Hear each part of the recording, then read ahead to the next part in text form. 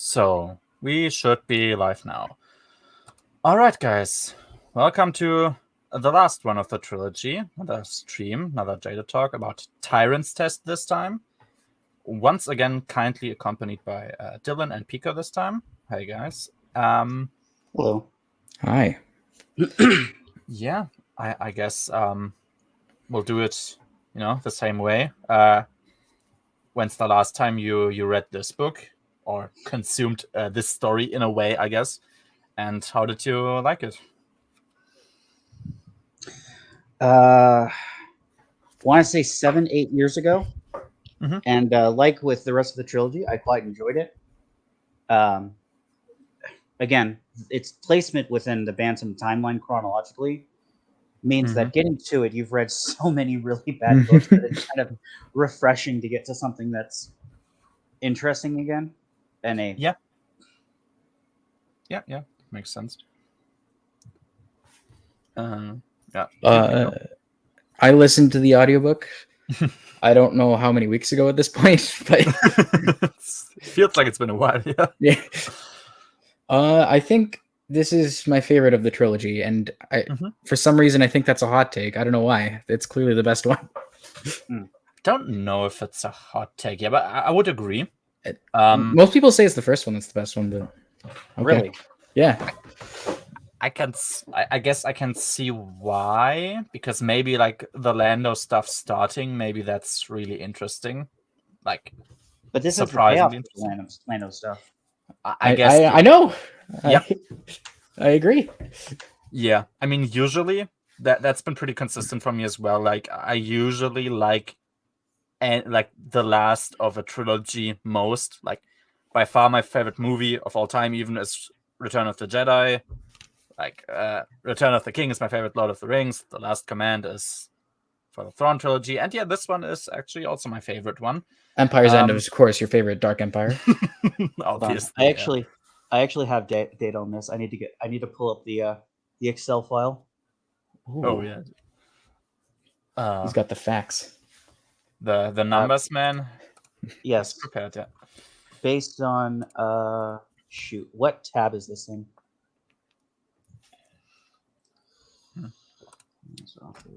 Hey, I mean, it was a solid enough book for them. So there you go.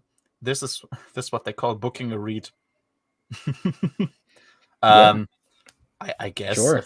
if that's what you want to call it, I have no problem with that. Oh yeah, my profile picture stayed the same from last stream because, I mean, Luke has sort of moved out of that feeling for me now. He's still like half in it, but towards the end we were like, oh, okay, so we actually need to write Arcana out now. So yeah, he needs to have a reason to go. So he basically does what he should have done towards the beginning, probably.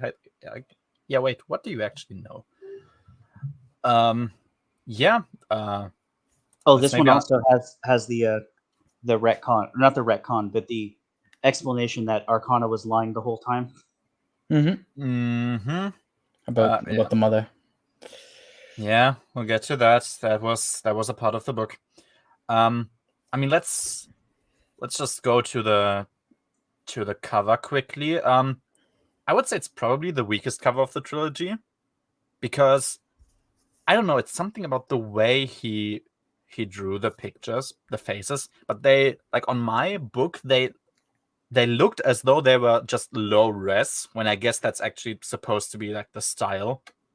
I don't know how to explain it directly, but the faces look a bit rough. I mean, it's not horrible or anything. It's like at this point a pretty standard Bantam cover. You got the peeps, you got the Falcon, some ships, a planet. But yeah, I mean, we've had far worse covers. I don't think that's too bad. So it works. Yeah, Tyrant's test. Yeah, I don't like underwhelming titles. I don't know. Tyrant's test is really, that doesn't really tell me anything. That's another case of me liking the German title more. So the German title is Entscheidung bei Kornacht, which means like decision at Kornacht.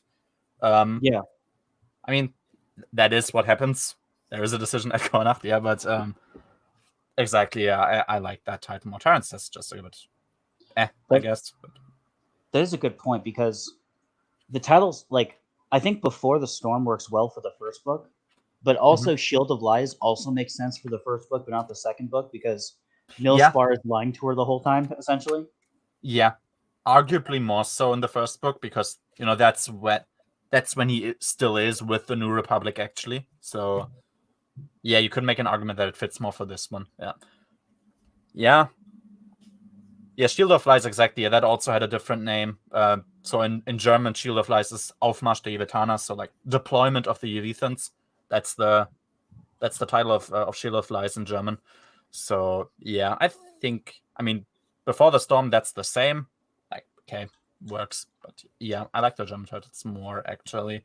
It's always a hit or miss with them. Sometimes they are the more bland, nothing titles, and sometimes it's the English ones. But yeah, I guess that's really all there's to say about the cover and the title. So let's just start, shall we? So chapter 1. Okay, so chapter 1, we get reminded that Chewie was in there like right at the beginning of Before the Storm, and now we're actually gonna go back to Chewie. So Chewie's gonna get his own little side plot here. So he still, of course, is with Lumpy on Kashyyyk because Lumpy has like his coming of age test ceremony thing going on right there, and Chewie wanted to be a present father for once and be there, so which is a sensible thing for him to do. Good fathers are pretty based, not gonna lie. Yeah, like spending time with the kids, that seems like a very not stupid thing to do, I would say. It's pretty cool.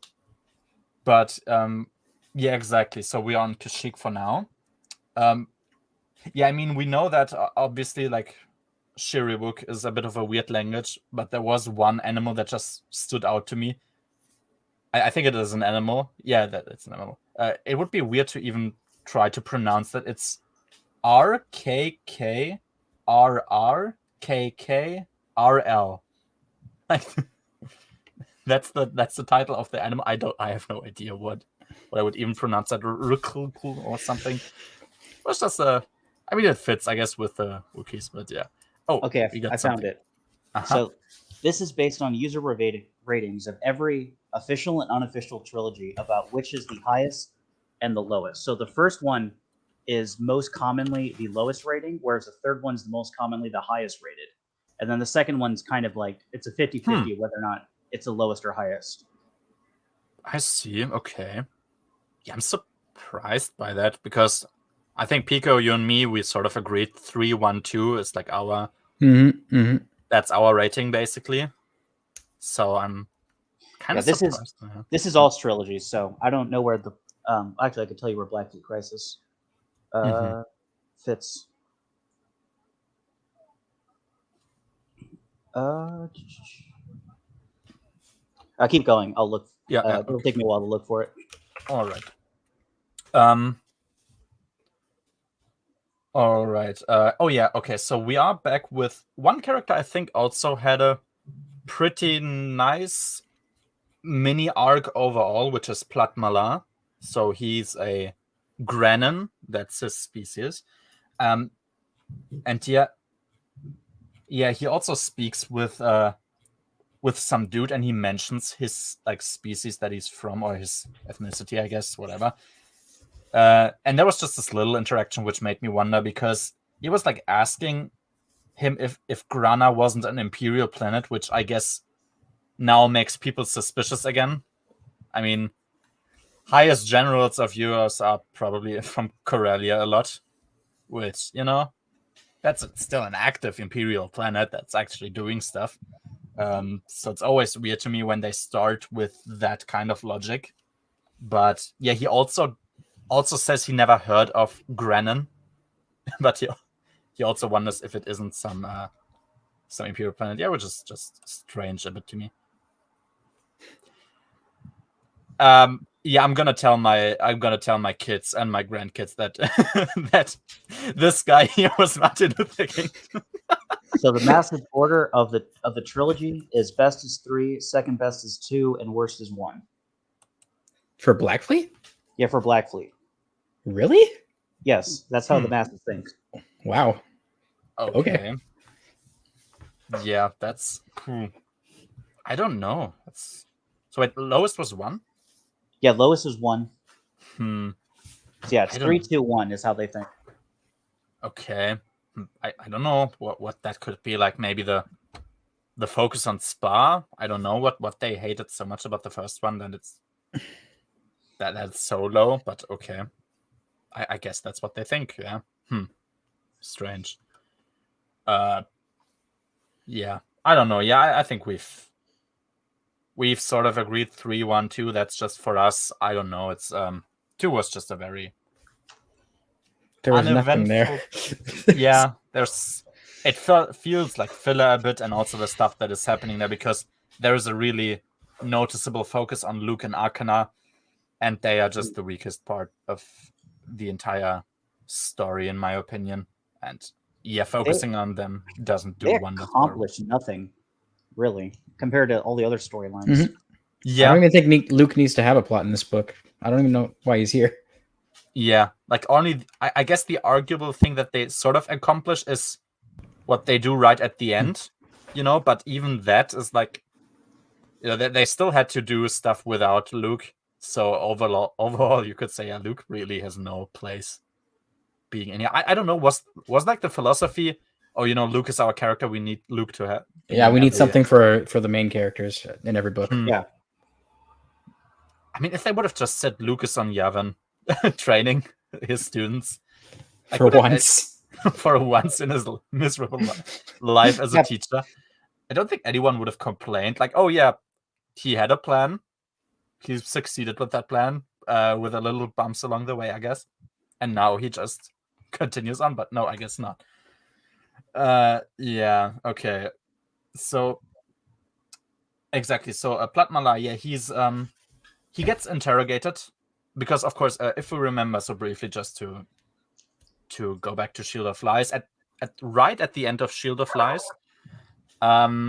we get a little traitor who sends the plans of an incoming New Republic attack to the Yevithans, which means that they can lay a trap for them and abduct Han Solo. So Han Solo's on Enzoth now.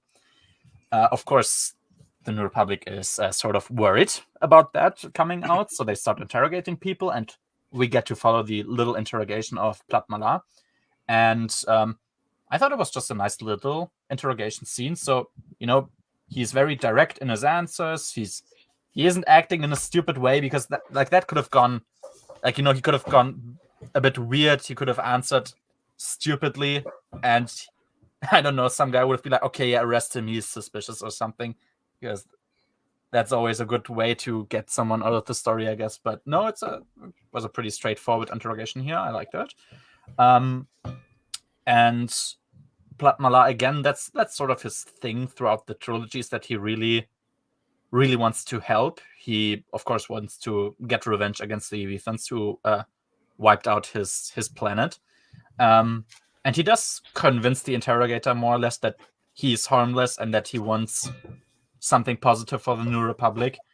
And yeah, it's very clear how important that job is to him, even though he accepts that, he can't be the heroic pilot right on the front doing like badass maneuvers, but he just wants to contribute in some way. And it's a pretty straightforward character, and I like him throughout. Exactly. Yeah, so we are back on Kashyyyk again. Chewie's son. So he needs to go to hunt a very specific dangerous animal for his coming of age ceremony. He is very nervous and amateurish, which, I mean, I don't think, like, canonically, like, at this point, we've even heard a lot about what Chewie's son has been up to, really, other than just being on Kashyyyk. So, he's a blank slate. The only thing we've seen of him so far has, when this was published, was the holiday special. Well, so basically nothing. Yes. Yeah, exactly. So he's basically a blank slate. I mean, they describe that he's right at the he's right in the middle, like in a sort of limbo. He is too old to be really considered a youngster, but he also didn't master the ceremony yet, so he's also like too young to be considered one of the adult ones. So that it makes him a bit too excited for the test, so he doesn't quite succeed in it yet. But then he also gets interrupted because now Chewie gets a message from Leia that Han has been abducted, and of course Chewie immediately plans to leave again. Which Han has been kidnapped. Han is. That should have been the first line of the book, actually. Han was kidnapped. Hey, it wasn't the kids this time. It wasn't the kids. That's true. I mean, the kids don't basically exist in this book, which might be to their benefit for once. Yeah, no, exactly. It's an adult who is actively in combat. That, we can accept that. Exactly. And otherwise, that's not really much to add to that chapter. Just, we know that Chewie will now get involved in the main storyline, which I guess is him getting connected to the main plot thread again. Okay, I'm going to give you just a short rundown. So after this, next week is going to be pause. Next week, I'm going to go on vacation. And Pico, I think you're on the festival thing. Yeah. So we can't. The week afterwards, and I think Marcel wants to be on that one. That would be cool. We'll do the Lando trilogy, the Onion Smith trilogy. Then we'll do Jedi Prince, all of them, also including Noah's fanfiction. I think, they are pretty short. We should manage them in one go. Then we'll do the New Rebellion. Then the Brian Daley Han Solo trilogy, just to get them out of the way before NJO. And then we've reached the Corellian trilogy. And after Corellian trilogy, that's where I didn't want anything in between there, just to immediately go to Hand of Thrawn afterwards.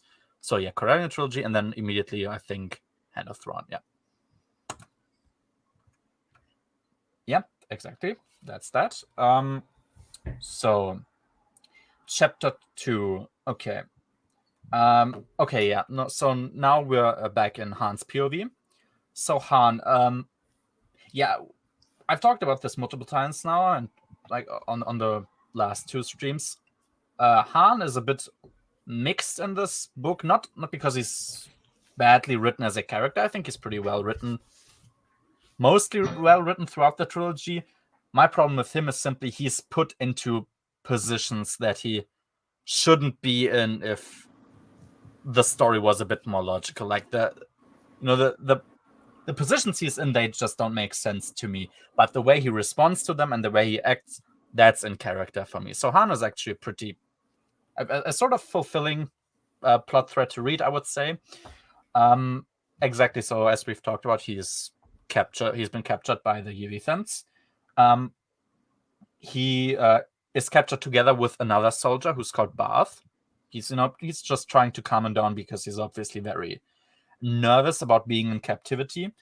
Han immediately recognizes, because of course they are in a prison cell on some ship at this point, or I don't know if it's ship or if they are already on the planet, but he's like, yeah, we're probably getting, like, somebody's probably listening to us, or he's just trying to speak random languages to Barth, which doesn't work because he can't speak any other languages. But it's like, hey, there's this little thought you had that, yeah, maybe we shouldn't speak about everything openly because somebody might listen in.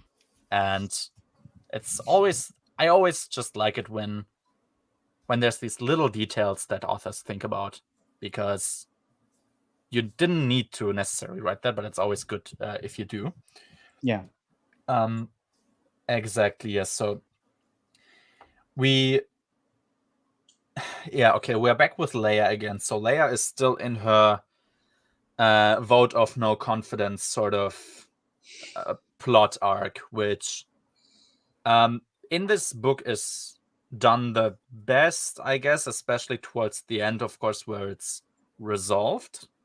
It's pretty, satisfying there, but yeah, still like that. It also applies, like the same thing applies here as it does to Han. The position that she's been in, like, she's from book 2, she's basically just on the defensive as a character. because, of course, people press her to get her out as chief of state. And it's like, yeah, but the reason we've even reached this point, that's just I've lost my investment there because that didn't work for me. And so it's always difficult for me to redeem a story afterwards if the initial investment just doesn't work for me. But it's towards the end, it's done well enough, I would say, for Leia. Good to know, I guess. Exactly. Yeah. So Leia, of course, still being pushed of going out. So there's, I think, another senator was who's called Doman. He's of the planet of Elodia. He tries to get Leia out as chief of state as well, unless she promises to not carry a war to Enzoth, only over Han. Yeah, I wrote that down because this is something we've sort of memed on for now, is that the New Republic seems to have a personal vendetta against Han and wants him to die. Because there's just been too many instances where they either directly order him to basically kill himself, or they just send him to the to the most dangerous missions all alone. I mean, we have Courtship of Princess Leia at this point. We have, what else do we have? The Jedi Search. We have this one. Like, they're always just sending him to basically go kill himself. Yeah. So if Greyholm's watching, there's another compliment to Dark Empire. They didn't try to kill Han. Yeah. Hey, I mean, as I've explained to Graham, I don't hate Dark Empire. I don't think it's good. I don't like it. I don't hate it. Hate is a very, very, a very specific word that we reserve for very special books who have deserved that title. I don't even hate Planet of Twilight, for instance. I don't hate the book. I think it's garbage, but yeah, hatred is a strong word. Yeah, Dark Empire didn't do that, so that's good. Exactly. So, and yeah, okay, this is something I've also wondered about, because the fact of so basically they're like, we don't want a war at Enzoth. So my question just was, so are we at war or are we not at war? Because they sort of seem to jump back and forth over, is this even a war or isn't it? Because, like, at the end of the first book, Niels Spar basically already said we are at war.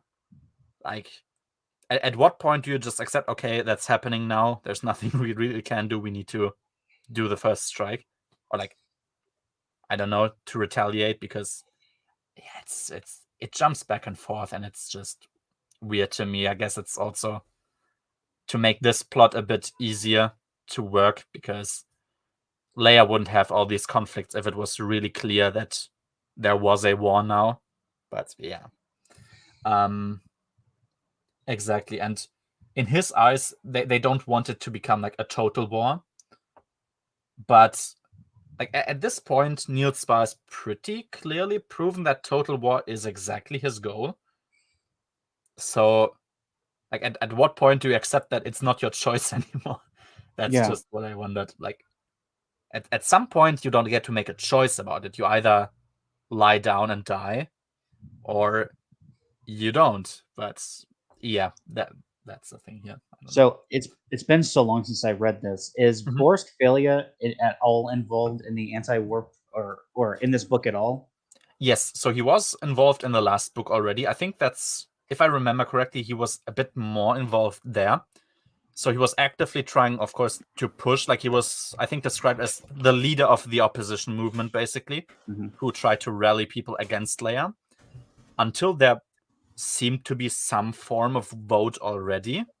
That's also kind of weird. Like, there's always some votes going on, and it's never quite clear, okay, when's the final vote now, which actually decides. But yeah, at that point, he recognizes, at some point there is a vote, and he recognizes, okay, I don't have enough people to get her out as chief of state now. So he actually votes in favor of her.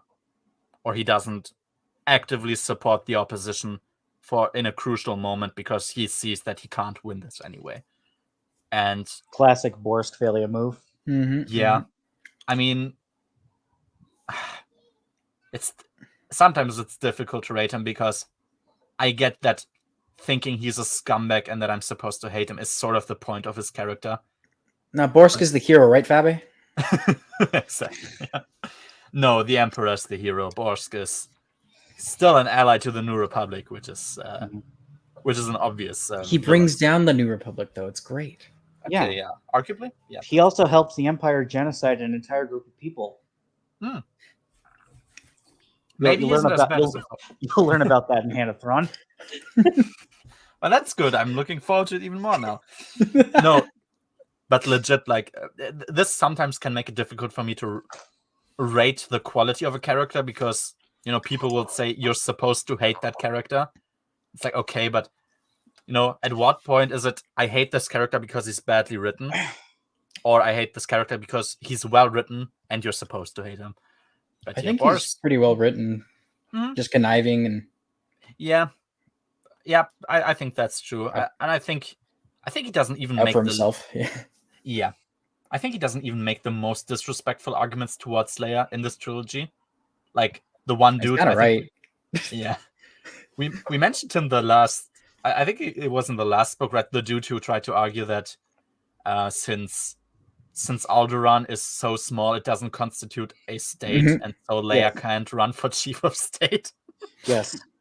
That was more disrespectful than anything Failure said, probably. So that was a really, really weird thing to listen to.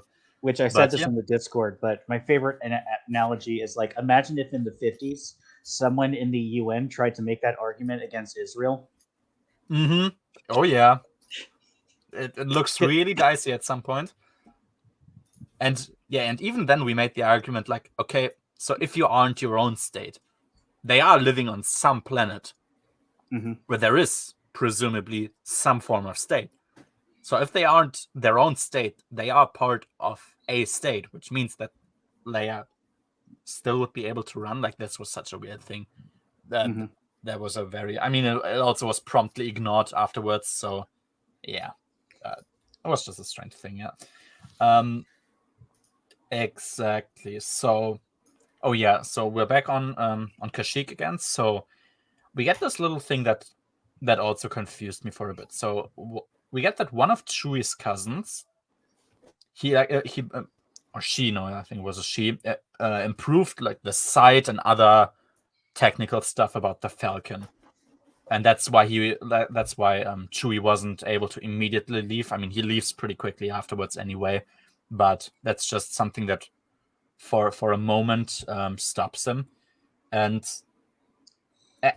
I just remember, like, at this point, I thought about, wait, I just remember that Han, didn't he talk about that at some point? His Falcon was fully modernized by, I think, the New Republic. Like, what even is there to improve upon? Because I think this book presumes that it's still the broken down Falcon from the original trilogy, but I wouldn't be able to tell you which book it was, but in some book it's this. I can't remember if it's this trilogy or New Rebellion that says where Han or someone says that like the Falcon has been remodeled and like revamped so many times that there's like so many different like competing like subsystems that are like the fact that it's been modified so many times is causing it to fail because like the modifications are like overriding each other and like that. I mean, that doesn't even seem so far-fetched, actually. Yeah. That seems, I mean, it's stupid, but yeah, that could happen. No, but trying to remember, I don't remember which one it was. It might have been Crystal Star, I'm not sure.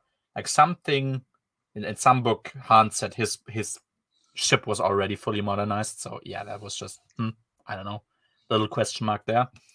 More bad and bad continuity. Yeah, it's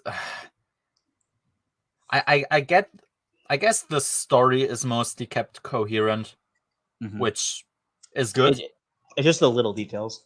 Yeah, like characters, planets, objects, all of this stuff. That's really not that well done, I have to say, because yeah, we get repeating character arcs, especially for the big three, all the time at this point. Yeah, so that's a bit sad, but exactly. Yeah. So Chewie is now set to leave. He wants to go alone, of course, but he will be accompanied by a few people, which does include also his son. His son explains like he needs to prove himself.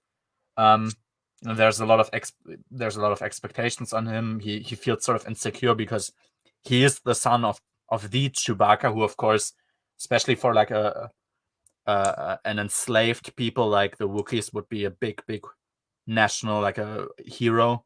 So of course the son of Chewbacca is expected to do. Man helped destroy the Death Star. Yeah, it's kind of a big deal.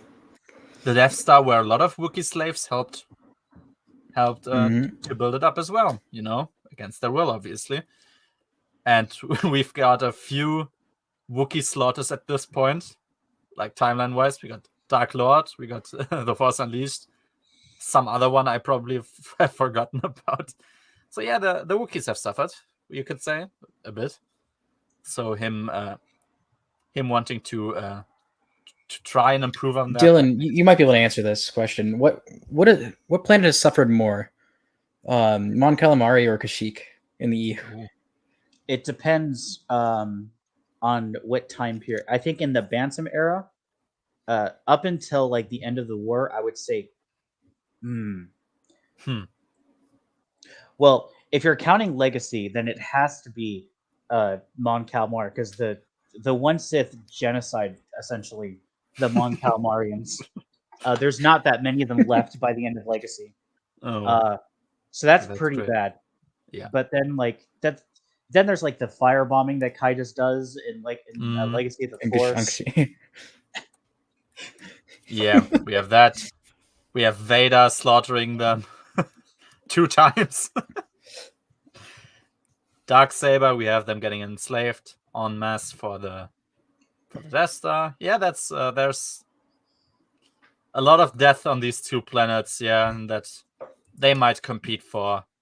It's the author's favorite. It's the author's go-to. I need a world for the bad guys to attack to make sure the audience knows they're bad. And it's like the coin flip. It's like heads, it's Kashyyyk. Tails, it's Mon Cal. Yeah, because that's. Or if they need it to be humans, then it's Coruscant. Yeah. Yes. Because that's the good guy aliens that we remember. We remember Ekbar because of the meme, and Chewie because he's always there. There's no other planet. Yeah. No, that's true. They've been victims. Yeah, you could say that. It's but hey, they seem pretty well off so far. They seem to cope with it well. So that's good, I guess. Exactly. So Lumpy, he wants to go with Chewie, of course. We just have a nice little interaction between him and Chewie. Like, of course, Chewie does not want to, and his mother also doesn't want to. But Chewie understands. Okay, he needs this chance. He's neither really a child nor an adult at this point, and he's already had to interrupt his coming of age ceremony because of Chewie leaving. So, it's a perfectly understandable thing. It doesn't feel as though like Han and Leia taking Jason and Jaina with them. You know what I mean? It's like, okay, no, the dude, he's basically an adult at this point, a young adult. It's an honor thing. Yeah, exactly. I think it's a bit different. Yeah. So yeah, probably like biologically, what can be considered an adult at this point. Yeah. I think so. Wookiees age weird because I think he's like he's in his 70s in normal years, which is like a late in like Wookiee development would make him like 18 or 19 in like Wookiee years. Yeah, probably. Yeah, isn't Chewie like a few centuries, like 2 centuries old already? Like he's pretty old, right? Yeah, he's like a couple hundred years old at this point. Yeah, it's also interesting to think about. Like, yeah, but Wookiees just have really long lives, and so yeah, that's acceptable. Like in Young Jedi Knights, for example, when Lumpa Waru shows up, he's technically he's technically in his like 40s, but like he's still a kid by Wookiee standards. So like I guess his temperament would fit in the academy with the teens, but of course he isn't really actually like in human years at least. Yeah. Yeah. I mean, yeah, that makes sense if there's races that live longer. Of course, that's going to be a factor. Yeah, as long as it isn't like Baby Yoda, 70-year-old who's also a baby, sort of. Yeah, like an actual toddler. Yeah. Okay. Yeah, and yeah, that was the end of the chapter already. It was pretty well done. Nothing much to say. Leia, exactly as I said, Leia starts to work better now, because it's like, okay, there's this brief part in the beginning. We need to get her into a specific position, and then afterwards she works fine enough, I would say. Yeah. So, all right, now we get to the first interlude chapter. So the interlude chapters are only the Lando plotline. We get more about the Vagabond. So the Vagabond is a fully organic, ship construction. That's why we also have no shields there, because they recognize at some point, like when they get attacked, they just seem to burn through immediately. It's just that there is no shields there. It's it basically relies on its regeneration powers to keep going. Lobot. Oh yeah, we get a nice thing about Lobot.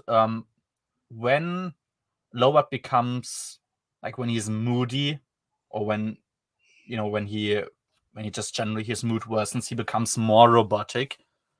Which is an interesting thing to do, because Lobot is so far, I think, quite a unique character, because we either have droids, or we have humans, or we have, like, people with prosthetics, but that's obviously not the same thing. But Lobot is actually the only in-between character I could think of, so far at least. Cyborg.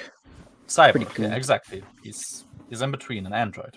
So you get both. I think they did a good job of giving him a bit of both.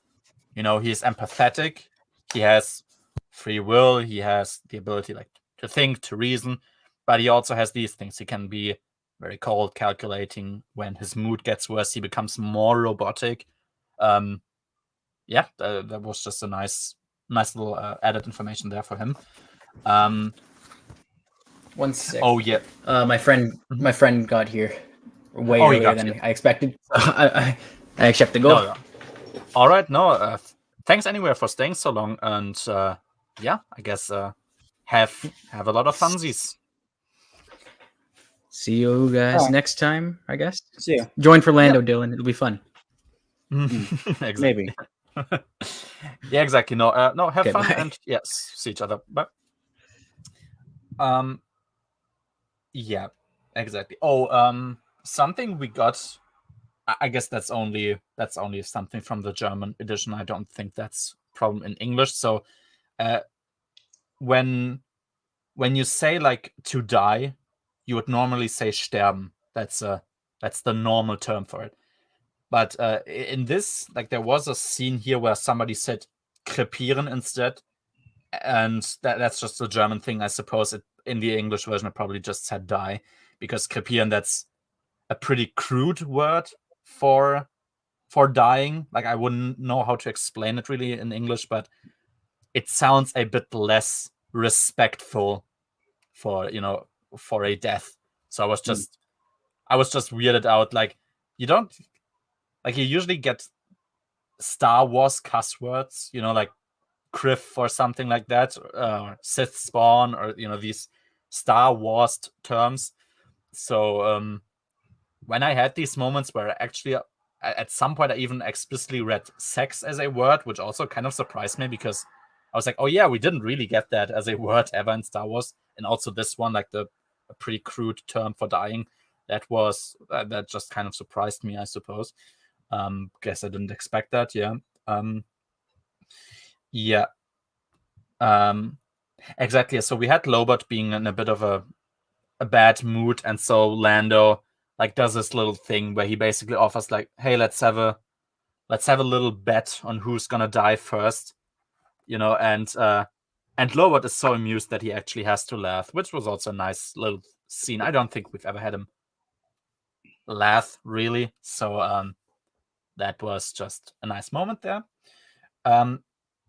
Exactly. So we get the revelation of what exactly Lando even plans to do with the Vagabond once he has control of it, which is to give it to someone called the Admiral, quote unquote, because what his fear is that if he gives this ship to the New Republic, it's probably just gonna, rot away in some, in some storage, or like in somewhere in the bureaucracy, like the Lost Ark in Indy. Basically, it's just gonna be stored away and ignored forever, which he doesn't want to. He wants it to actually be examined, perhaps even to be used, if that would be a possibility.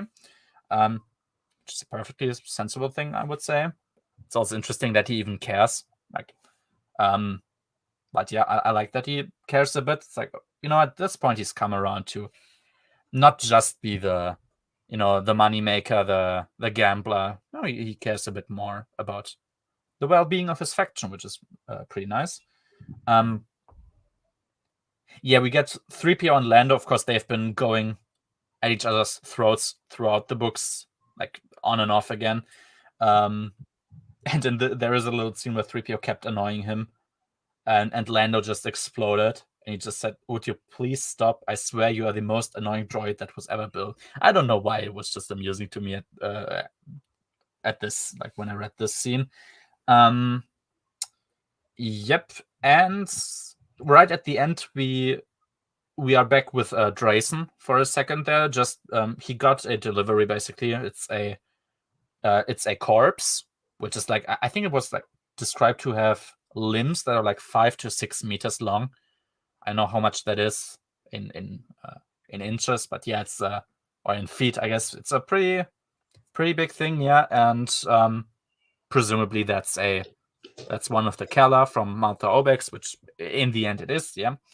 So we just get the little setup there that they're now gonna start to find out what's going on. Chapter 3. Okay, yeah. We got a nice little piece of information. So the Yevithan thrust ships for the New Republic, they've given them a code name, because of course I guess they don't know thrust ships, or they might know it as a term, but they always do that, with the, I don't know what the terms are, but like TIE fighters and TIE interceptors, they all have their little names for the pilots. And they call the Yevithan ship the Fat Man, which I was interested in. Like the thrust ships, they are like round, basically, aren't they? Yeah. I'm gonna look up, maybe and yeah, I just thought, because Fat Man, as far as I remember, that was one of the nukes in World War II, wasn't it? So yes, I was just amused by that for a moment.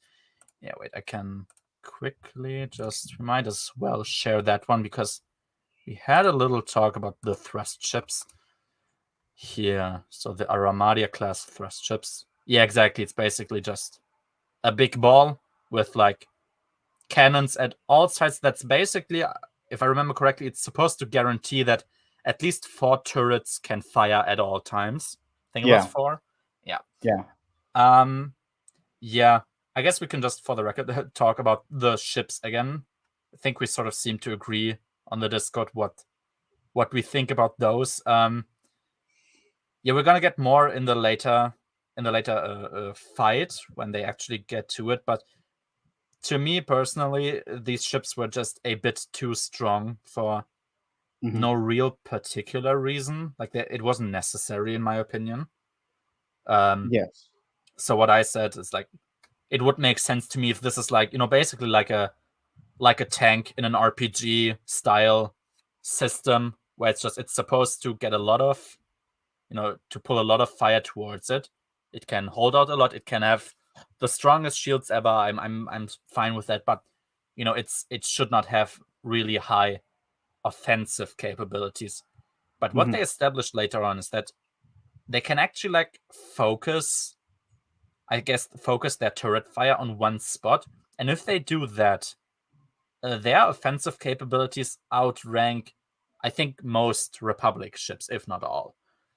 Which is really dumb, because these things are like really small. Like, yeah, medium cruiser. That's what it says. So it's like, but really, it's the size of like a frigate. And actually, yeah, we talked about this on the Discord.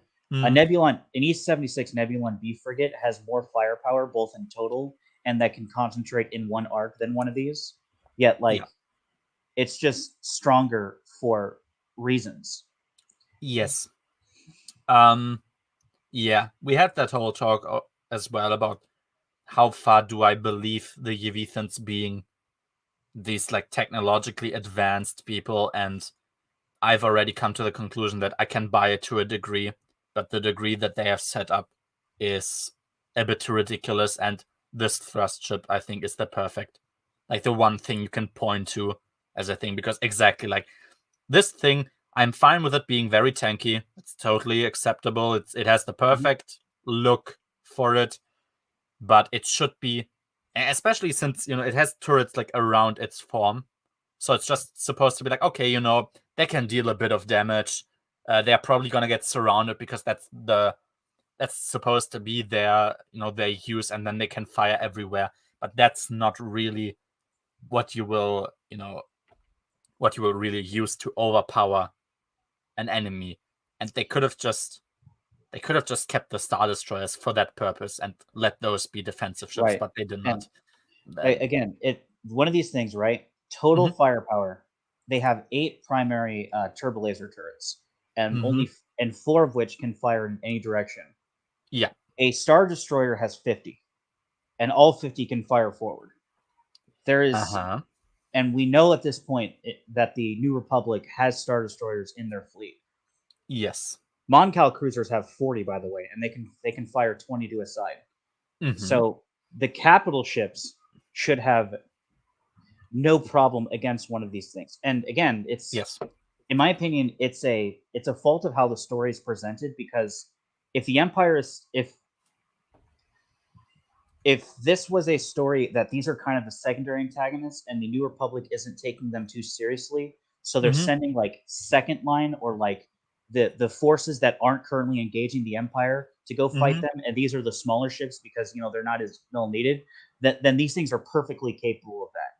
Yeah. But the story, like, they're the primary threat. They are sending like actual capital ships and their heavy assets against these things. Mhm.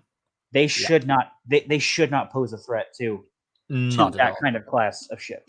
Like, if one single Star Destroyer, or even just like bigger ship, focuses on that thing needs to go down, like, quickly, or at And least it should not actively destroy the other ones all on their own. So yeah, because that's just it's just not believable to me. They are pretty OP as a ship class, and it's a bit too ridiculous. Yeah. Exactly. Yeah. So we get into the actual military planning for now. So of course the primary targets for the New Republic is going to be the shipyards, both their own shipyards that they have built up for their own for their thrust ships, and also the Imperial ones that they took over from the colonial times. And they also want to destroy like a thrust ship to analyze it. So perfectly reasonable battle plan, I would say. Abad, yeah, he still has no trust from HQ. I don't. Abad is a well-done character, but I don't like what they place him in this position, of course, because he was sort of a traitor, or let's say he disobeyed orders, not really a traitor. Yeah, and I mean, towards the end, they're like, okay, you're basically redeemed because you were right, but it takes them a long time to come to that conclusion. And yeah, what can I say? I mean, I get it in a way. He disobeyed orders. That shouldn't be a thing. But yeah, the fact that the people who don't put trust in him should know better, but just don't. Yeah. Because yeah, at this point we know what Spa was like, and that Abad wasn't too unreasonable in doing what he did. But yeah, we're not quite there yet, so it's still a problem here. But exactly, he says he has no authority to initiate any battles. That's not something he can do. But of course, what he can do is defend himself when the Ethans actually try to interfere with him. So, he says, he has this little scene where he says, like, be ready to fight if there is no other choice, and be ready to win because there is no other choice. Which, that sounds like a perfect line to put on a t-shirt or something, but I actually like that it was because the soldiers, of course, that's pretty well established. The soldiers under his command, they have all their trust in him. He's very, very well liked on his ship and in his fleet. It's just the higher-ups that do not trust him. So him rallying them like that makes perfect sense, and it works. It has its positive effect.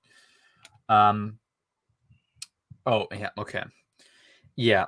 Now we're back with Luke and Arcana. So I had these conversations with Noah a few times already, where it's like, did Luke and Arcana have any relations during that time?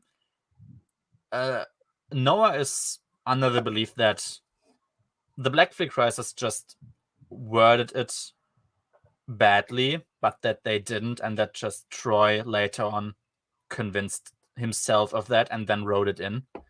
I'm not sure I would blame Denning too much on this, because to me the wording more so implies that they actually did something, which we don't need to specify, everyone knows. But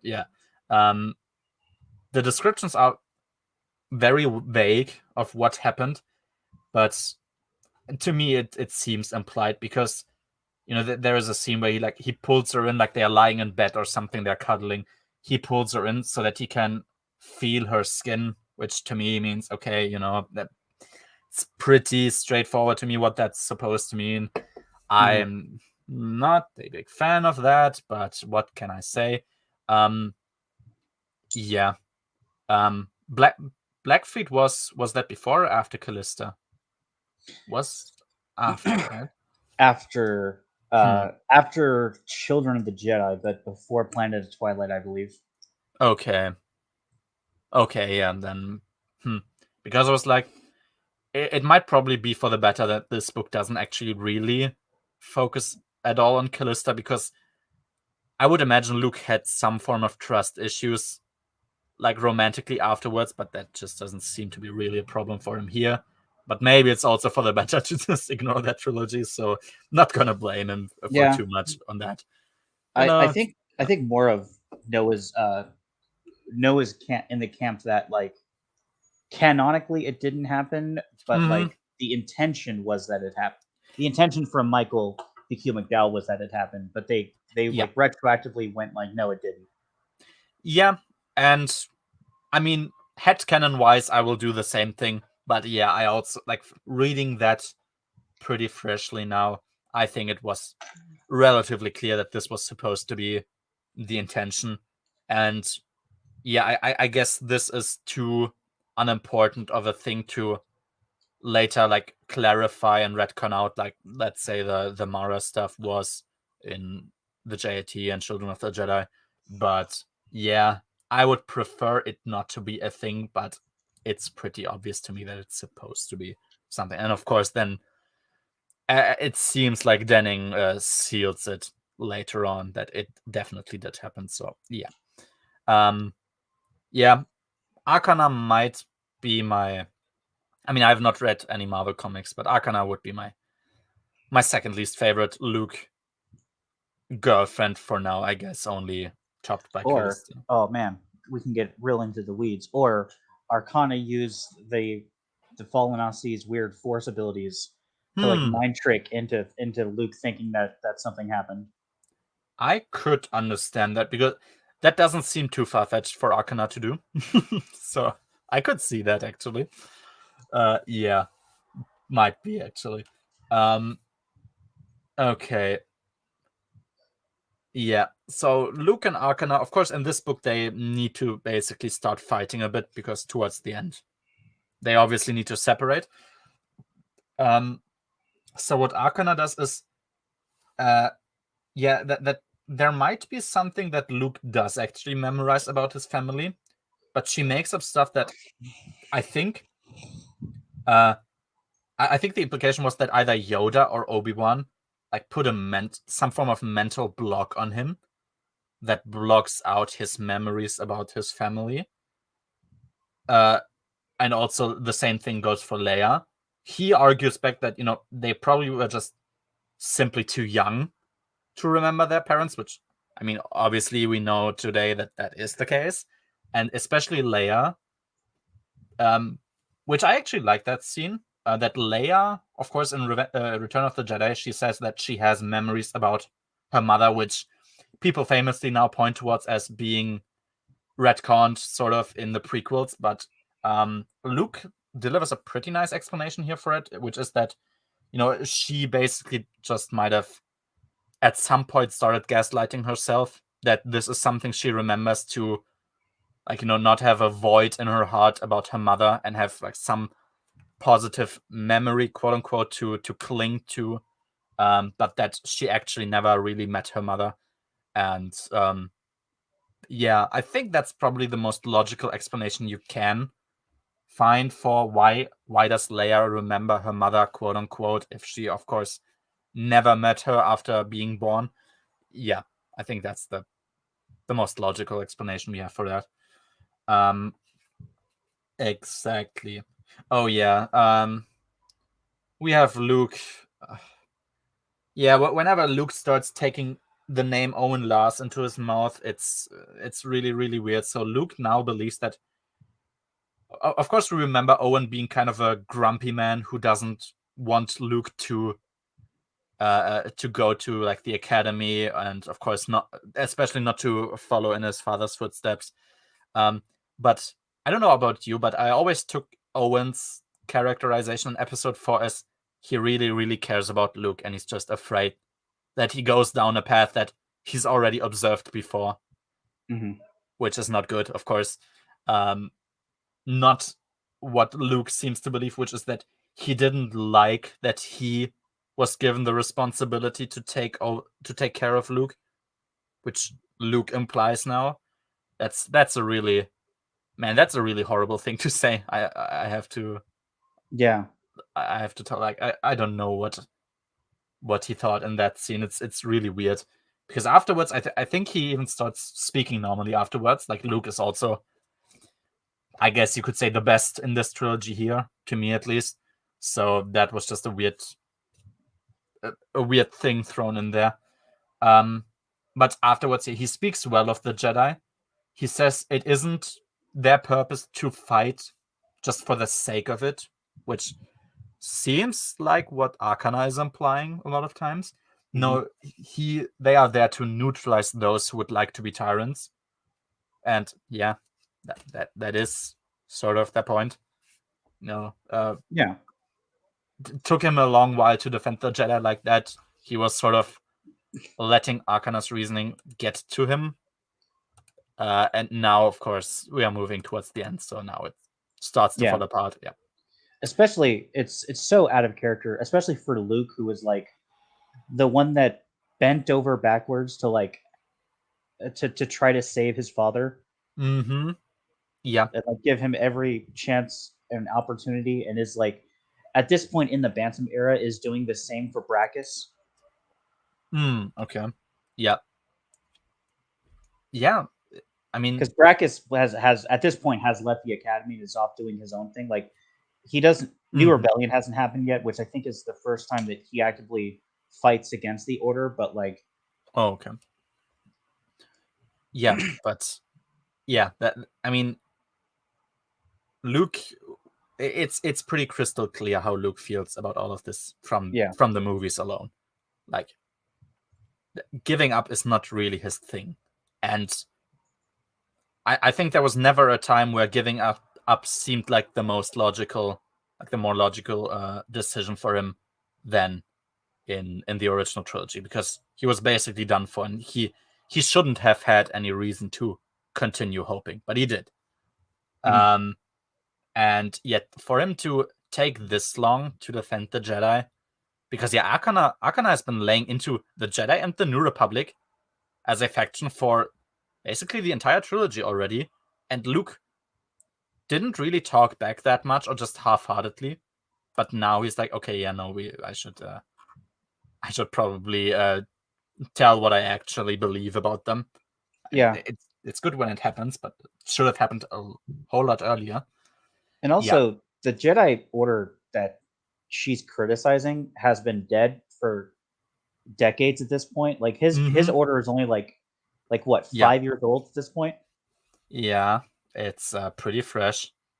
He didn't really. I mean, okay, timeline-wise, I guess you could say he still fucked up a lot because his Praxium, unfortunately, was very present in pretty bad, horrendous books. But still, yeah. Yeah, like one of his students did genocide an entire planet. That did happen. Yeah, and if she pointed to that, I would be like, yeah, okay, fair enough. that's a bad chapter. Yeah, you have to respond to that. But no, she doesn't. She's just like it seems to be just a general thing to her. Like generally Jedi, like they are. She insinuates that they aren't even better than the Imperials. Like when they had that little agent thing right at the beginning on Lukaszak, where of course it seems pretty clear to Luke that those were Imperial agents, but she tried to be like, no, maybe it was New Republic agents, maybe they want to kill us. Yeah. Luke has been very passive about the faction he's supposedly loyal towards. So yeah. Exactly. So yeah, okay, we're back to the Yevithans. So the Yevithans, they basically speak about their experiences now with them, quote unquote, which is how they refer to the New Republic more or less, and just everyone else but them. Their biggest weakness is, according to the Yevithans, is the inability to like truly rally themselves together and be united. So the actual strength, they acknowledge that the actual strength of the New Republic is their sheer number. Like, of course, they far outnumber the Yevithans. And if they truly manage to unite themselves, the Yevithans would have no chance, and they even acknowledge that. But just the fact that they don't, and they probably never will, is what even gave them the opportunity to come so far as they have. And the fact that their weakness basically negates their strength, because, of course, your numbers mean nothing if you don't fight. Yeah. That's actually true. So I can't really argue against that. It's sad that this is correct, but it is correct what they are saying. And it makes sense from their perspective to think like that, I suppose. Yeah. Oh yeah, we get these throughout. Like I have no specific scene here, but throughout you always have these little snippets where it's emphasized that that Leia has a pretty weak position now in the New Republic, and yeah, I mean, it's what I said in the beginning. If the setup doesn't work for me, I'm gonna have a hard time buying into the payoffs and like everything in between. So yeah, that's that. Exactly. Of course, we still get people trying to convince Leia to more or less step down and abdicate, like on her own terms. We get introduced to an Illumin called Ratagagek, I guess is his name. He wants to basically try to get her to quit by using facts and logic. Like ironically, that's his goal, which is sort of funny. And she responds, like when he announces that he wants to do that, she responds basically that logic probably would have said that fighting the Imperials would be pointless, which probably is what logic would have gotten you. I don't think the spark that got them to incite a rebellion was logic. So yeah, that makes sense. And he is insulted, of course, and then leaves. But she was absolutely correct. And it was just a little scene in between where they had this interaction. I don't know, I guess it was just a character building moment for Leia, but it felt a bit out of place because it was just there. But exactly. Yeah, another senator, Adal Thara Drew. She's a pro-Leia senator. She asks, where the hell is Luke, actually? Which, yeah, indeed, where is he? I mean, that's the first time I thought about at this point is, doesn't Luke pick up any news like anywhere? Doesn't he even care? Like, just, hey, let's just check my emails once in a while. Look up some news. Like, what's going on? And yeah, later on he does it for the first time, actually. So it's the confirmation that indeed Luke has not followed anything happening after he was leaving, after he left Coruscant. Which, yeah. I mean, Luke has family that is alive. It seems like it would be in his interest to at least be sure that they are safe from time to time. Like, receive their messages, read them. If there's anything out of place, maybe reply to them in some anonymous way. But nope, he does not. Oh yeah, somebody brings up as an argument, yep, didn't he organize a wizard army on the expense of the New Republic? Which, that's difficult for me to rate because, I mean, they did leave Yavin 4 completely unprotected. Is there even a fleet now on Yavin 4? I don't believe there is. No, Yeah. It's never confirmed. They're gonna take a long time, I guess, until they explicitly mention, yeah, okay, we have a few guys here now that can shoot back at least. So I was like, okay, I mean, sort of it's true because, of course, every expense that Luke does have is covered by the New Republic, but also, yeah, I mean, you've sort of left them there alone. So it's a mixed bag. It's like, well, everybody has a few faults in here.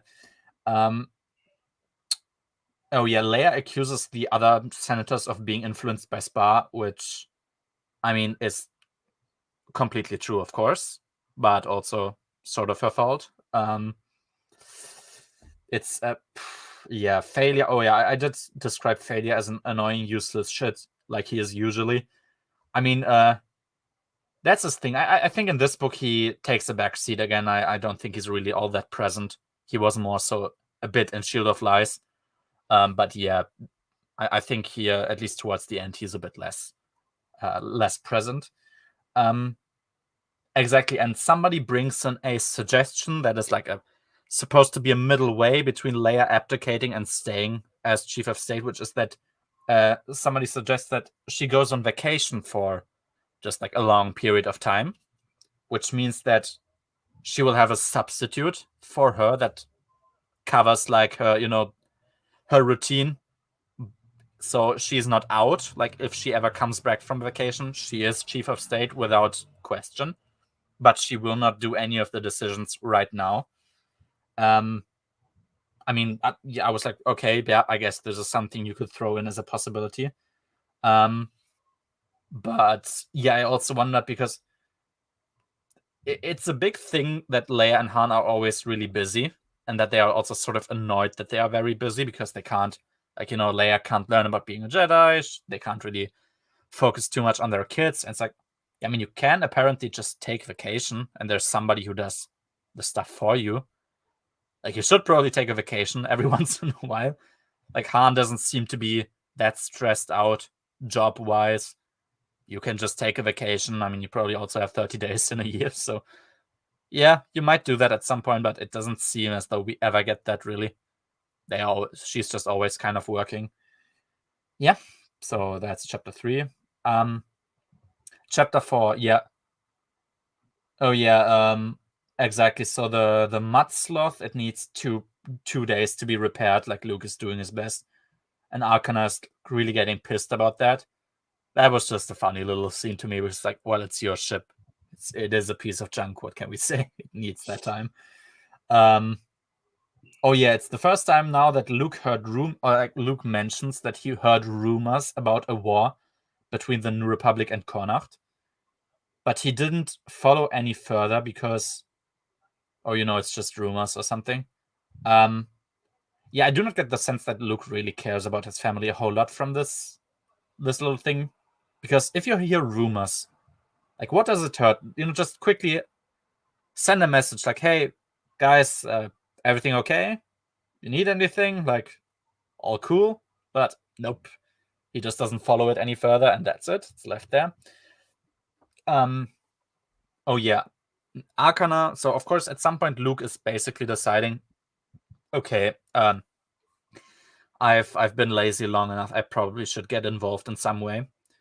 And Arcana, of course, still wants to talk him out of it. She wants him to sit back and to not fight for the New Republic, and basically let his family die in theory, because it's always this picturesque language with Arcana. It's oh, he can't control the current. Everything, I guess, is in a flow, and he can't do anything about it anyway. And you can try. What's the worst that can happen? You can try to not let his family die, but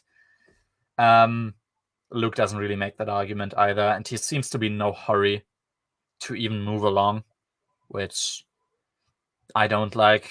Still, Luke is still shaky and still the worst of the big three in this. Also, although he's noticeably better, but yep.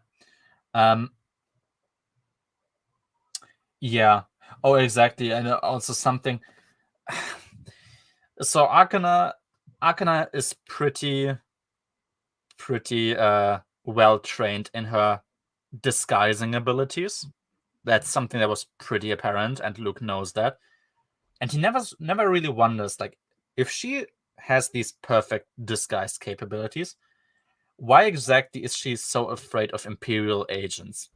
Because, what her thing is she wants to move along. They are on a planet, and she wants to go, because, of course, she can see that Luke, as he starts to get more, to read up more about the conflict, the chances are increasing that he's gonna go off and help the New Republic, which makes sense. And she's like, okay, no, we need to go now. There could be Imperial agents everywhere. And Luke never stops and wonders, wait, if you're so good at disguising yourself, how the hell are you even worried about agents? Because, of course, they are not Force users, so why is that even a thing? Of course, now looking back on it, there will be a conclusion of why she isn't, but there is no reason why Luke never questions why she isn't.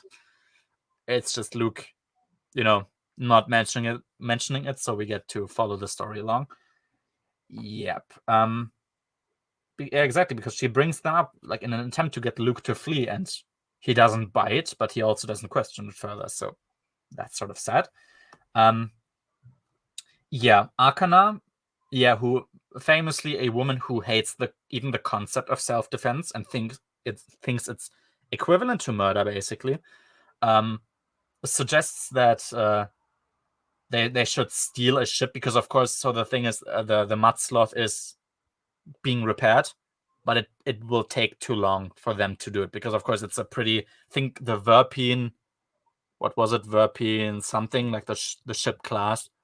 It's a pretty rare ship, because it's also pretty bad as a ship, and they need time until they've found parts, I think, and built and everything.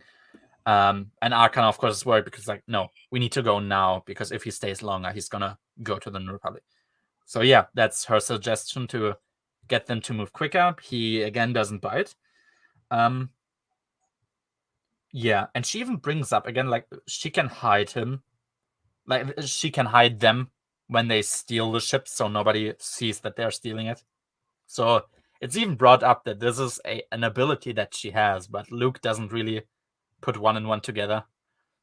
I don't know, that was weird. Exactly, so now Luke is starting to get more interested. He wants more info about Connacht, which is good. She fears his loyalty to his sister, which is in character for Arcana, I would say. Yeah. Apparently, Luke starts now to not trust her, which, that sort of started already, I think, in the last book, but then it basically got resolved, and now it's going back again. Yeah, she tries to argue with him, oh, it's the war of other people, it's not your concern, which is also an interesting tactic to try. And he has so much to learn from her, and he shouldn't basically waste time.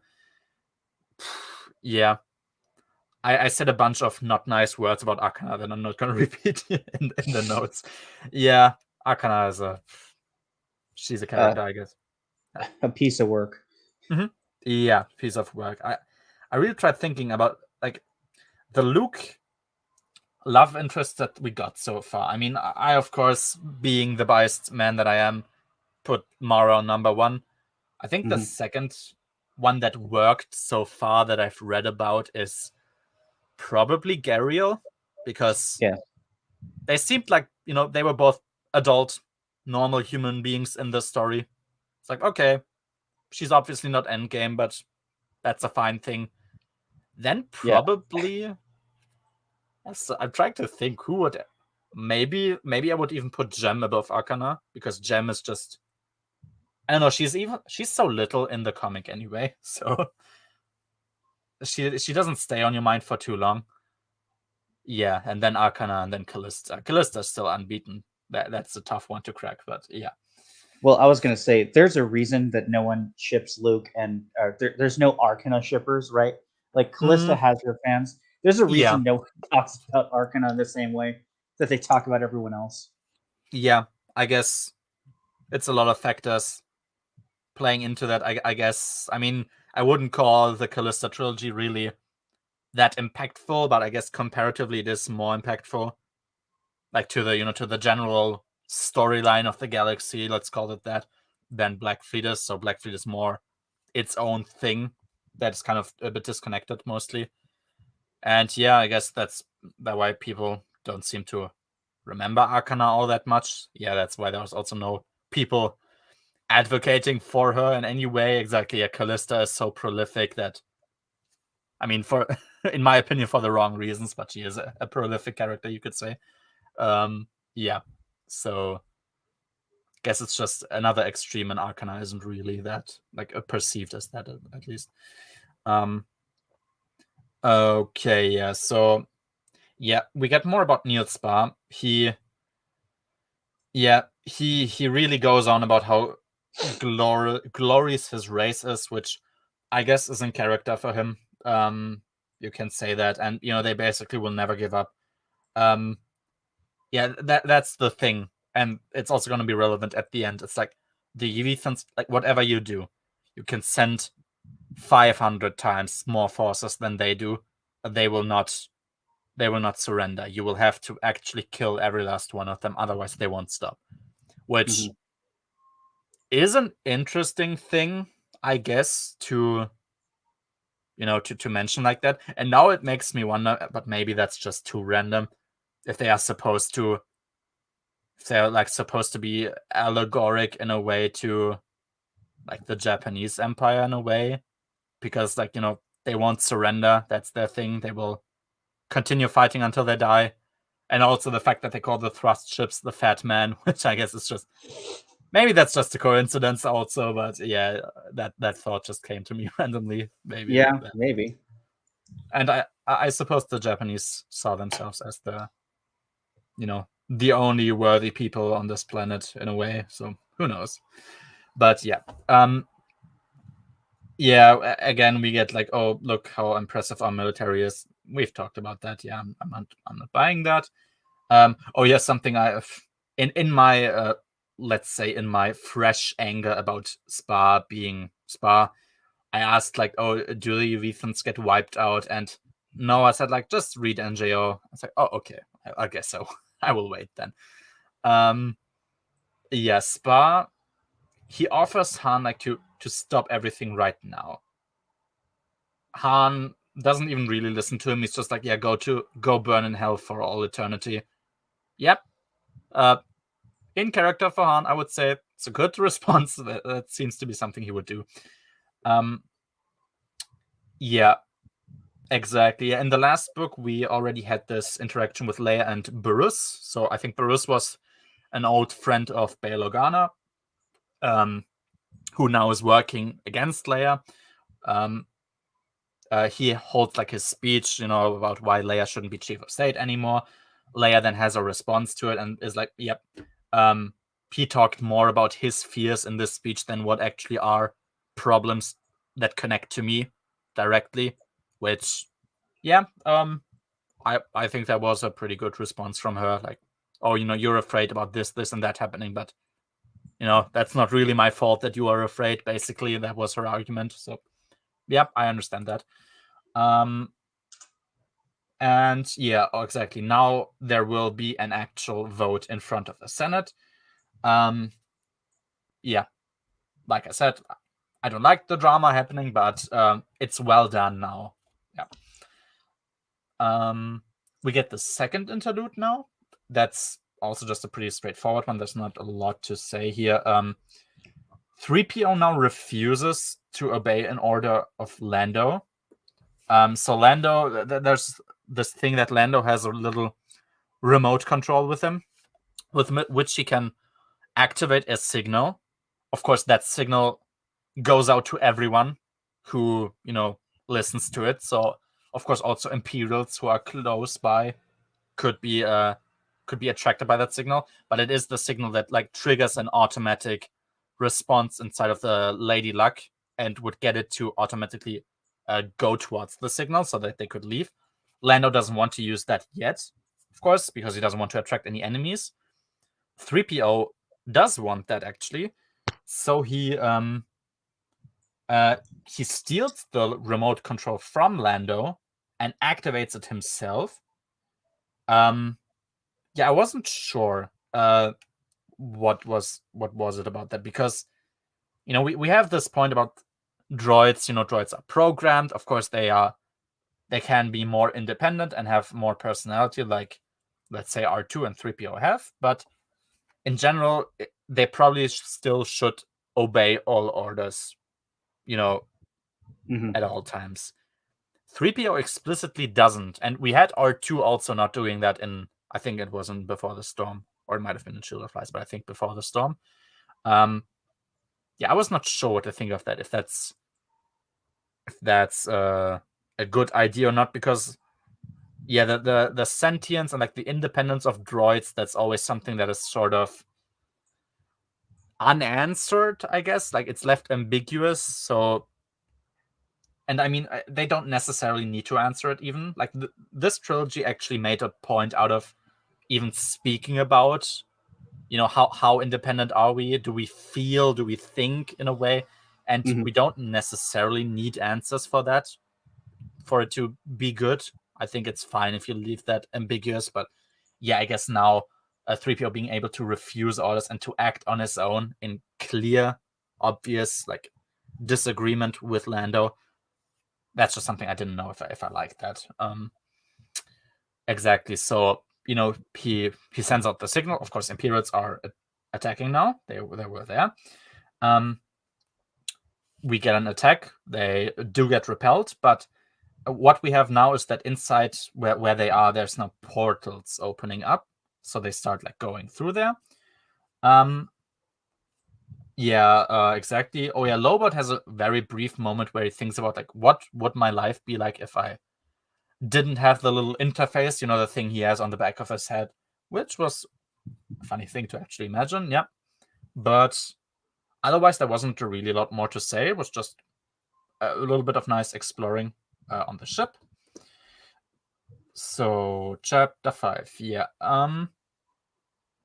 Exactly. So what Arcana does now, we're back with Luke and Arcana. After the little fight, Arcana is sending him a very a meaningful glare, and she goes away.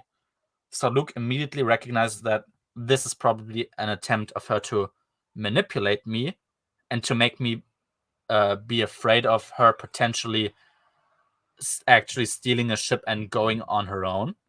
He recognizes it for the manipulation attempt that it is, or the blackmail attempt in a way even, and doesn't fall for it, which is very good. Yeah, Luke contemplates whether he should contact Leia at this point, and he doesn't.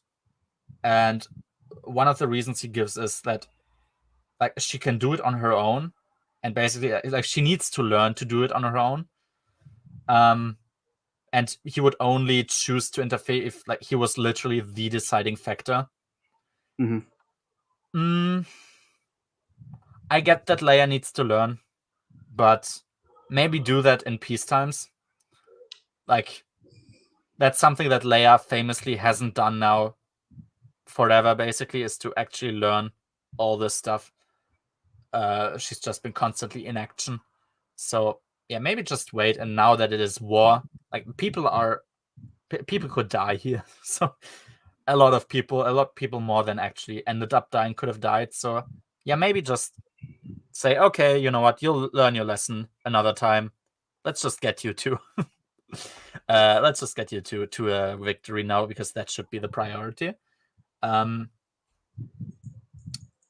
yeah, and apparently something that Luke also acknowledges, I guess, is that Leia has something he describes as aristocratic pride that would prevent her from actually asking him to help her. And you know, I just thought of this little sentence. Maybe you've heard of it. I don't know. It's a sentence called "Help me, Obi-Wan Kenobi. You're my only hope." Yeah, I don't know about the aristocratic pride thing. Like, I get it. Yeah, Your Highnessness. Yeah, Leia can be a bit of a nobleman if it is about that, but yeah, not in that case. It's literally the first time we ever see Leia in Star Wars is her begging for help. Like, she was that close to just groveling at Obi-Wan's feet, like, please, for the love of everything that is holy, help me. So yeah, that is a very, very... And Luke was present for that, so that's a bizarre thing to believe. Yep. Yeah, indeed, it's Twin Sons of Dawn. He's a prolific Black Fleet defender, so it seemed very it seemed like a good idea to have him on. Yeah, it's been nice so far. Yeah, exactly. I don't know where he gets that idea from. That's just strange to me. Yeah, so the Falanessi, so now we get it. The Falanessi are on, I don't even know what to pronounce this planet.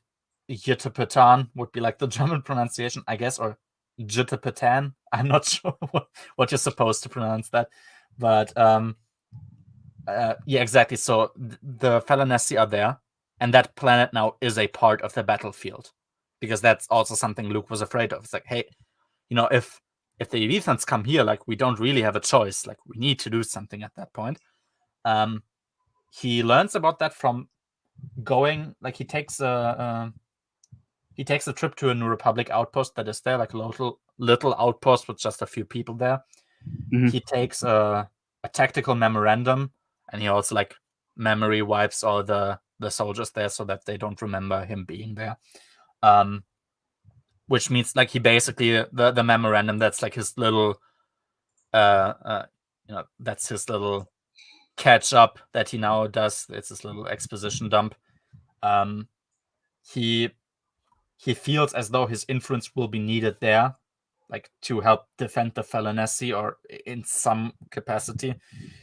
Yeah, and for the first time, he really, yeah, it feels as though there is some form of destined bond between his and Arcana's path, exactly because, like, she took him along on this whole trip. It didn't seem to be going anywhere for a very long time, and Luke didn't really seem to question it. But now there is a recognition of, you know, he was in doubt, and for the first time now he feels as though, okay, maybe there is a use to me actually being here, which I guess is good. But yeah. Oh, okay, yeah. We have a very, very weird scene. Exactly, yeah. That's where I mentioned it's the first time I explicitly read the word sex in Star Wars.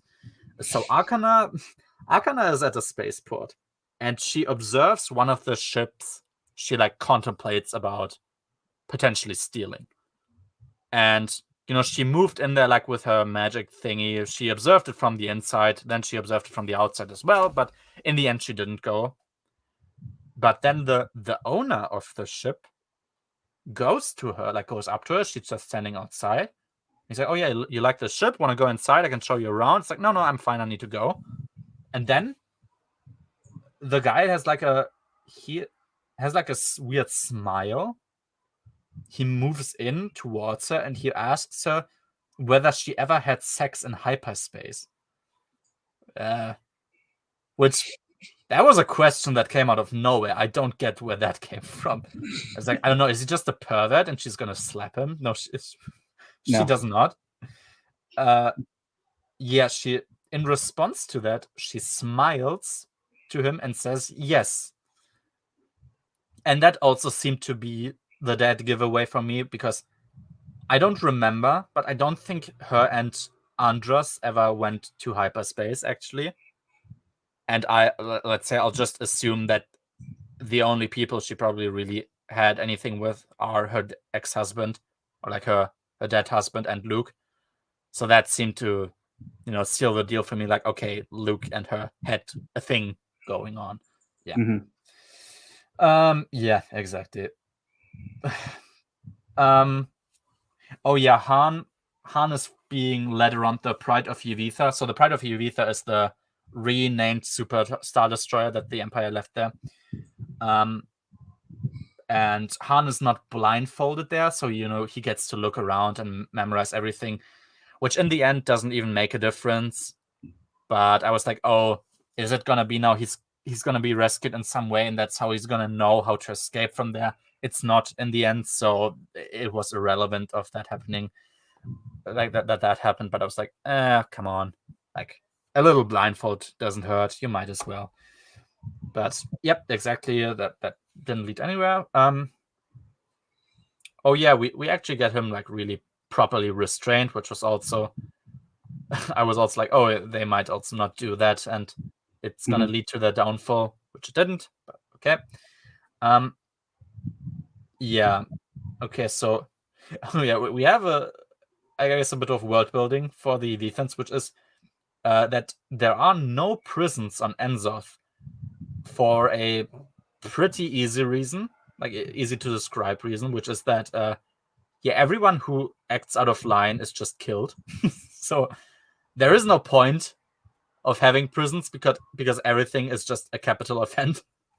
I mean, that's a way to save space, I guess. So, yeah. I mean, makes sense. Well, Nil Spar kills like a lot of his own people in that, from what I remember. Oh yeah, he does. Like, people who just made like minor mistakes. It's probably a bit more ruthless in that department than Darth Vader was. Or maybe more brutal equally too, because he cuts them apart with his like claw hands. Yep, and like takes their blood for like birthing purposes or something. And yeah, whereas Vader, I guess, would just choke them out, which And also isn't a nice way to die. He even either him or someone else. I remember Han getting tortured pretty gruesomely in this. Oh yeah, trilogy. Yeah, exactly. I think that's still happening later on. Yeah, I know which scene you mean. Yeah, that was like right towards the end, I think. Exactly. We have a little scene where Agent Rayson is like, he's getting desperate about the fact that civilians are running the New Republic, because I guess he's also just fed up with them at this point. And yeah, I mean, like I said, Agent Rayson is not the most relevant character, but he's pretty consistently well written. Same with Abad. They act in ways which are perfectly reasonable for people in their positions. So, yep, that didn't really change for me in that book as well. Oh yeah, another weird thing. So that, I guess this is something that Failure did. So, of course, at some point, the New Republic got info about the fact that Han got abducted, and explicitly Failure, and apparently people know this, is that he slowly started to leak the information that Han was abducted to the public, which I guess is legal. That was something I wanted. Isn't like, if I tell you what work I did in my little unimportant government office, that's gonna get me like fired immediately. Yes. So 100%. I have where I work. What I'll say is I work in a testing lab, so and I do have to have a clearance for like some of the stuff I'm testing. Yeah. It is I can go to jail for the rest of my life if that information ever leaves. If like the information about what I'm testing or the data or whatnot leaves the facility. Yeah. And I would imagine state secrets like, oh, I don't know, the someone as important to the government as Han Solo is, the spouse of the spouse of the chief of state being kidnapped would constitute a leak of government secrets that would require Yeah, you imprisonment. could say that. You could argue that that's like not the most irrelevant information out there. Like where I live, so I like work in the tax office of a state, and even if you're going there as just a janitor, of course, like if you're a janitor there, you're going through the rooms, you will see something at some point, which of course, like it happens, of course. And even there, you have to sign that you are, of course, not allowed to share anything. Like that's pretty reasonable, and that's like the lowest of the lowest offices, like where the most basic bitch things are done. This is the highest thing. Like imagine the US president is abducted and I don't know, some senator just starts leaking it to the public. Like that doesn't seem quite right. So yeah, but failure does that.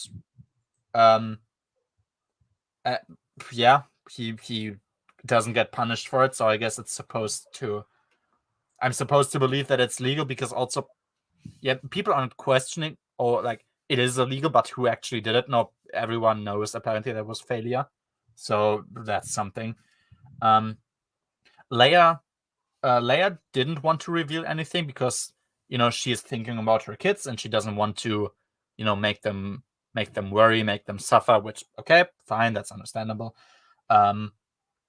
Yeah, and we get reintroduced to one of the collaborators, like the Niels Spark collaborators, called Orn.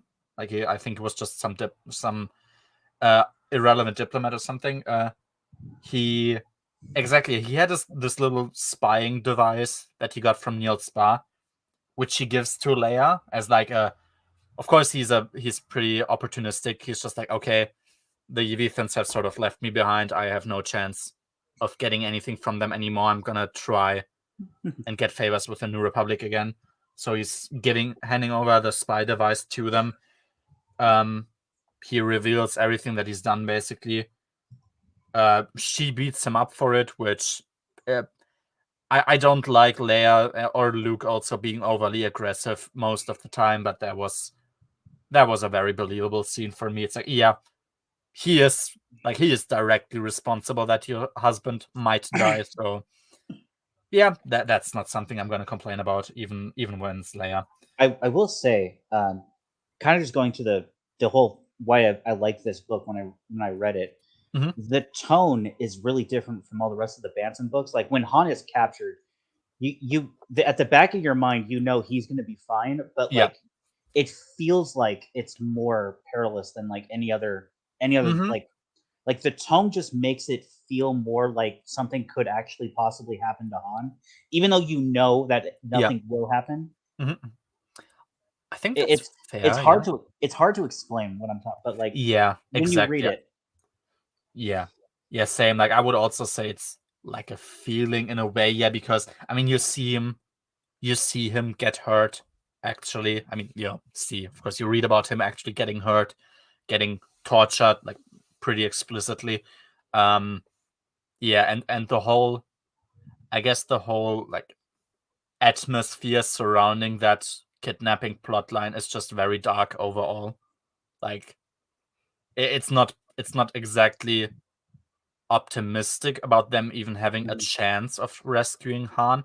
And Leia also, I mean, at the end of the last book, I think, where she has to decide, I really want to save Han, and I also really want to punish the Yevithans, but she does recognize that I probably have to make a choice in between that, and she does make the very difficult choice to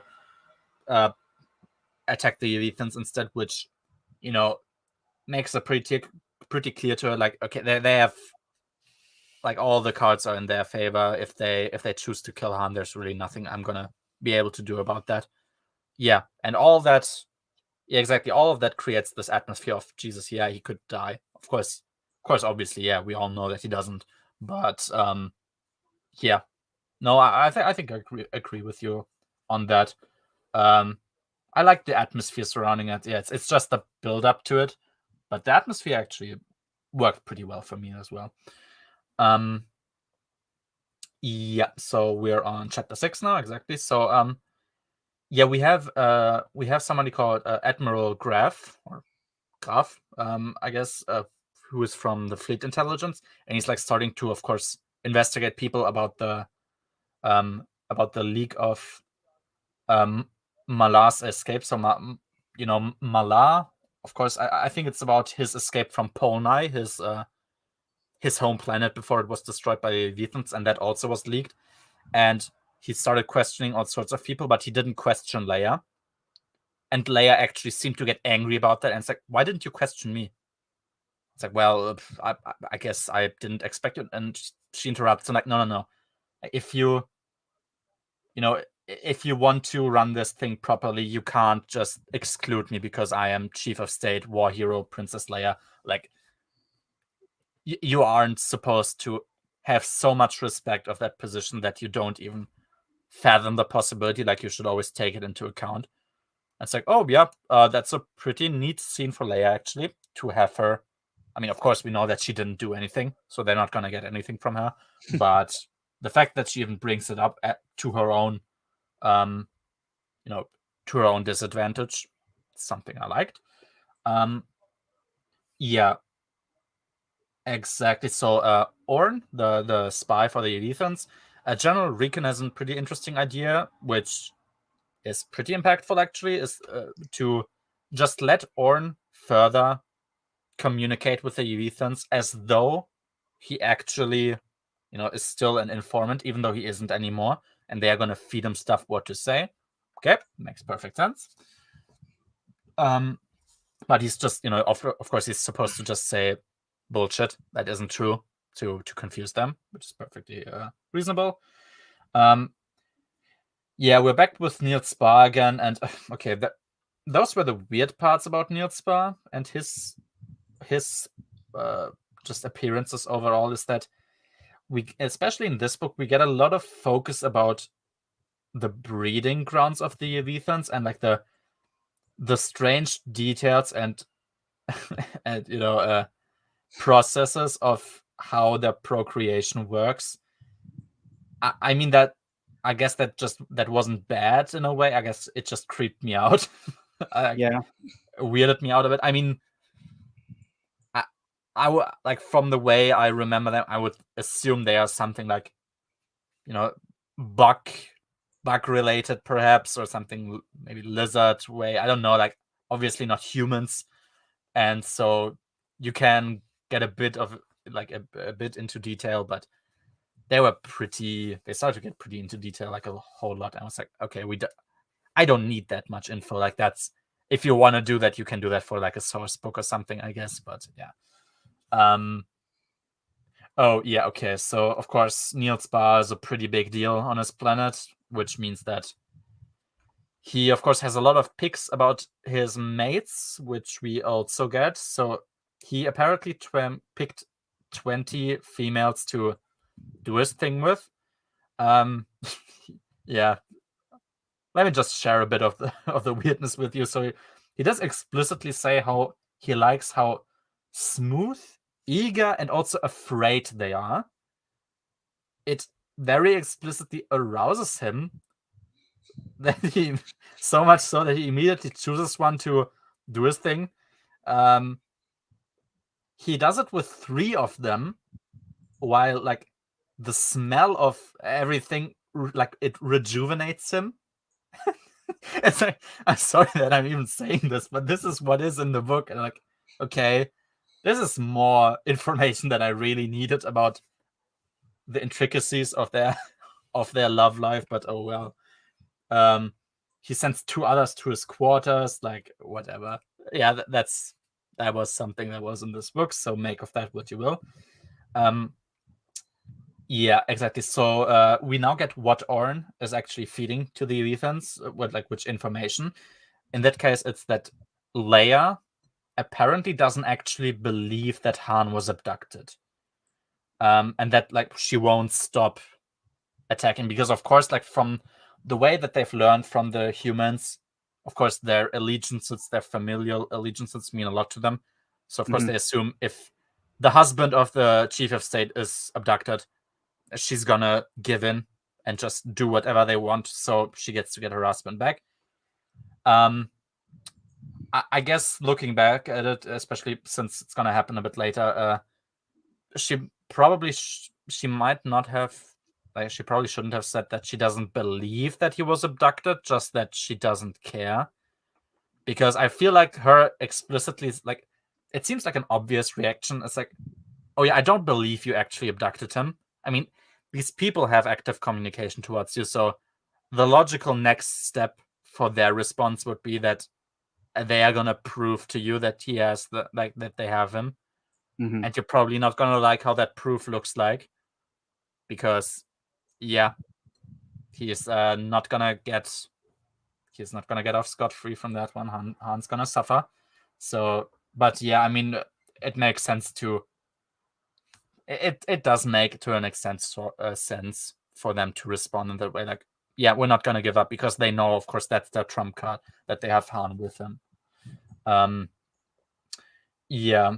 Oh yeah, something we get that's less about this book and more about Dark Empire. So apparently a majority of the old Imperial Palace got destroyed during the Force Storm in Dark Empire by our boy Creamy Sheath.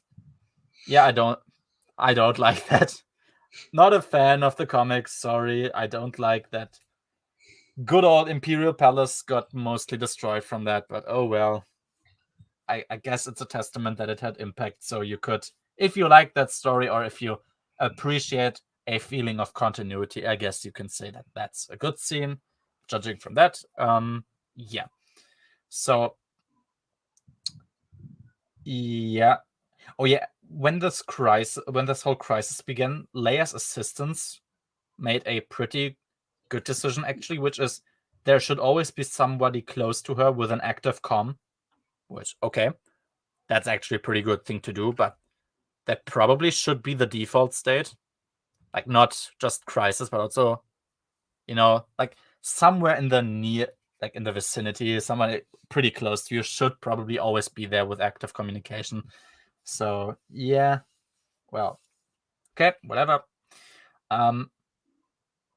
Oh, yeah, so Neil also makes up stuff. He sends a message to the entirety of the New Republic, actually, that apparently he is now allied with the Imperials. As we know, of course, the Yevithans have a Star Destroyer, so that's their way of trying to make it more believable, mostly to the public. Of course, their goal is to demoralize them. That's why they are sending it to everyone. Yeah, and so Coruscant, I guess, does have, like, the New Republic in general. It has some form of information filters, which can block out stuff from even reaching the public. And apparently those filters didn't catch those, because their reasoning was it had no reason to block them. Like, I guess in the way how they were sent, it had no reason to. I mean, I would guess, if I had to, that in Star Wars there's still something similar to IP addresses. So probably everything that comes from Cornacht should be blocked out by default, because, like, it's obvious, like, it's an enemy you're at war with. Like, do you like, imagine during, like, the Cold War, the Soviets are just sending out stuff through your TVs, and you're not gonna stop it because whatever, the filters have no reason to block it, I guess. I don't get that. So yeah, now the public knows that, of course, things are not looking as good as they thought they would. Now we're back to Chewie again. Chewie, he lands on, like, in a place called Esau's Ridge, I guess was the name. He got a Yevithan map about Cornacht there. He got an Imperial autopsy report about 3 Yevithans. He got a copy of Spar's speech, a picture of a thrust ship, like, also with marked entrance points and, like, the locations of the turrets, and also info about the old Imperial Star Destroyers that are there. Of course, it costs a lot of money. And I mean, you could argue perhaps that it's a bit convenient that the guy has all this stuff, but I think that's a pretty sensible way of like, yeah, I'm not just gonna fly in there, guns blazing with no plan. I'm like, no, I can look up a bit of stuff like, a map maybe just to see where I am, pictures about thrust ships so I know what to fight against, like about the Evethans so I know what they are. Like, yeah, that's a pretty sensible little scene there.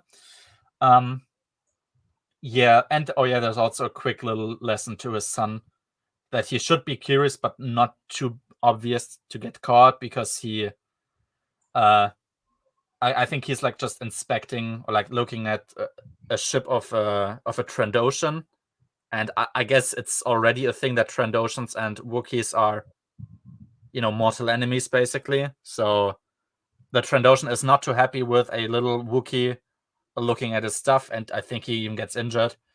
So yep, just a nice little father-son scene there, I guess. We get the third interlude now. So 3PO has this funny little observation that Lando seems to rub off on Lobot. Like that, just the way that Lando usually solves his problems, like using his feeling, like making like gut-based decisions, like all of that is rubbing off on Lobot, which is kind of a nice, funny little scene. And of course, 3PO is not happy about it because he likes the more droid aspects of Lobot, obviously, whereas Lando likes the more human parts of him. Exactly, yeah. So, the scene he specifically referred to was that he needs to so they're going down a hallway basically, and the hallway is getting more and more narrow the further they go down, and they have a protective suit on, and at some point it's just, okay, we need to take it off because we won't be able to go further. So that's what he was referring to there. And Lobot counters that, and like he says that in those moments where answers are not at all that obvious, people will usually just revert to doing what they feel like doing, and that 3PO underestimated Lando in his capacity to actually do that and make good decisions. And then he actually confronts 3PO and asks him, well, you've called the Lady Luck, even though you were ordered not to do it. Why did you do that? And 3PO doesn't know. So, of course, the implication is that he has something akin to a gut feeling that he acted on himself. Again, it's still leaving it open to interpretation how sentient is 3PO, but it's a nice, they are pretty consistent with that whole theme about how thinking is a droid. It's started in the first book already, and especially when Lobot and 3PO interact, it's always brought up in a very, very toned down and well done way. Exactly. So yeah, it was funny. Yeah, we get a little thing that like 5% of the weight of the Keller is made up just by like their genetic material. There was just a little fact that was explicitly given that was sort of interesting, I guess. Don't really have anything specifically to say about that. That just sounded funny to me. Puck Picard, he now starts, tracing Lando back. He arrives at the previous battlefield where they fought against the Imperials. His plan now is to go to Maltha Obex and try to have an attempt to call the Vagabond home, because they assume that in some way this has to be possible, which, okay, logical thing to do. Now we get Lobot. Lobot finds like the conscience, I guess, of the Vagabond, and he starts to interact with it in a way. And that's when we get like the ship apparently is like an egg for the Keller, like something is supposed to start from there. That's gonna be resolved towards the end. But yeah, exactly, that's that. Chapter 7, yeah. So okay, yeah, we get New Republic ships, like now we're slowly getting towards the attack. So New Republic ships, they are under the command of Commodore Brandt. They are following a thrust ship like to an Imperial shipyard, which is called Black 9. There is a nice little conflict there. So he sees their opportunity to now capitalize on like the surprise, like the element of surprise, whereas he has a captain who is a bit of his counter, who wants to act more in accordance to to the code and to the law, more or less, like the way it's supposed to be done, and he wants to get reinforcements. Exactly. So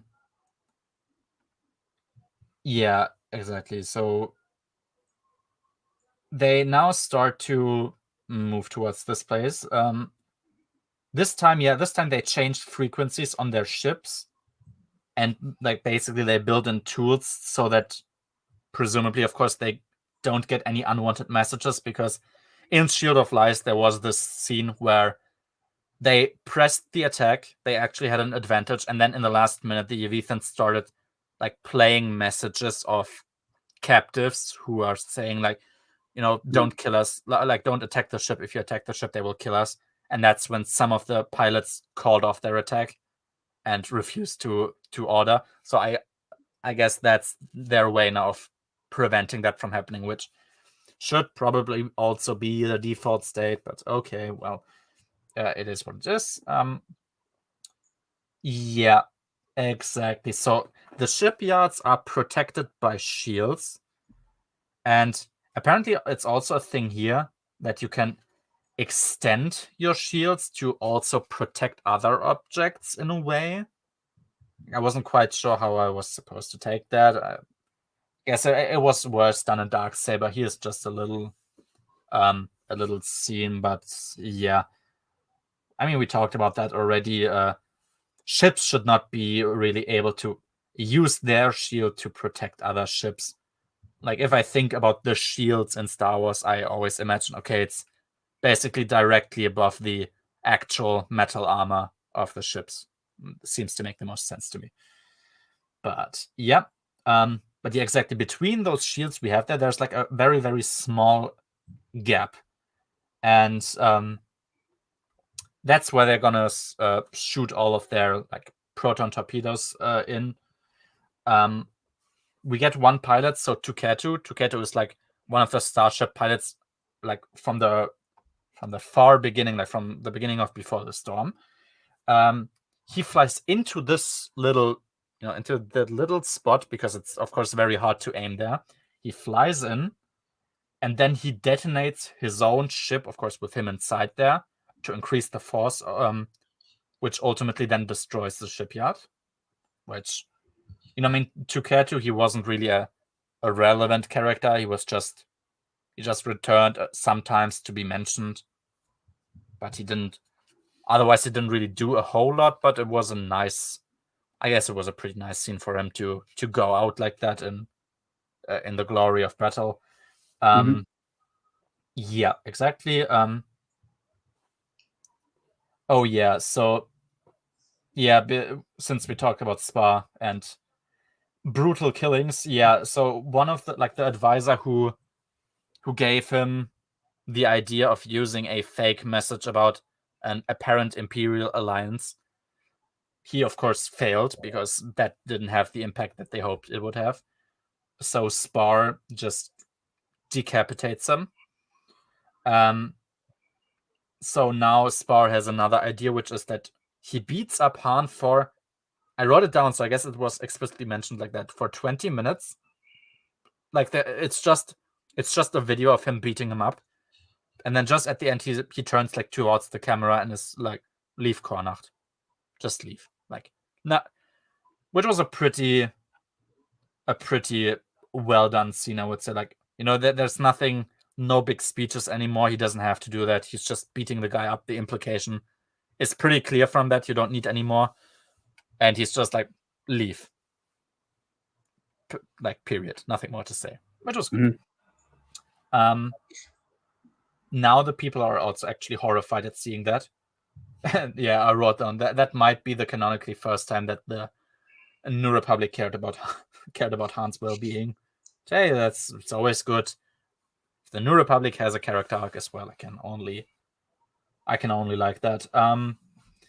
Yeah, so Chapter 8. So we're back with Luke and Arcana. Now the Yevithans actually arrived at Jittapatan. Arcana apparently sees them with the current, so they are not visible yet. They are too far away to actually be visible to the eye, or Luke also can't spot them with the Force, but Arcana can do it with the current. Whatever exactly that is, that's how she knows that they are there. Luke, wants to know how that works. If he's supposed to act on her beliefs, like on behalf of her beliefs, which is basically what Arcana has been annoying him to do throughout this trilogy. Is like, I have this set on beliefs, you should act in accordance to them. And he's like, well, okay, then teach me the stuff so that I can do that if I wish to. Yeah, she accuses him of being mad that she doesn't need the Jedi, and that apparently the Jedi don't want to share the Force with others. Yeah, I guess it's just beating a dead horse at this point. Like, it's just Arcana being Arcana. There's really nothing more to say to that. She hates the Jedi, it's pretty apparent. And she's also kind of insane. Yeah. Did Michael P. Q. McDowell have a crystal ball and foresaw Karen Travis and created a character to be a warning? The Blackfeet Crisis was the only introduction that Karen Travis has to Star Wars. That's where I guess it's that's where we get a lot of the military. I guess Karen Travis also writes militaristically. I think I've heard that. The Jedi hatred is there because that's basically most of the time the only position that's even held at all. And yeah, I guess just forcing characters into romantic relationships that have no chemistry. Oh yeah. Yeah, that's something that happens. Is it? No, it wasn't Travis that hooked up Tunnel Car with Jason, right? That was somebody else. That was Anderson. Oh no, I mean I guess later on when they, when stuff goes a different way. Yeah. No, but exactly. Yeah, that's also something I've heard a lot, especially about this little series called Republic Commando. Yep. And I guess she consumed something else to get her Mandalorian inspiration. I guess, I don't know. Maybe she played Soto or something.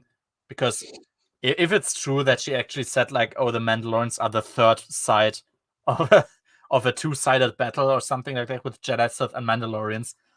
If her only introduction to Mandalorians would be Soto, I could at least get how she even gets to that conclusion that this is something that has been true for the Mandalorians at any point. But yeah. Oh well, Travis, yeah. According to her, I would be a Telefan, so sure, it would be fun to hang out with her at some point. Yeah. Yeah.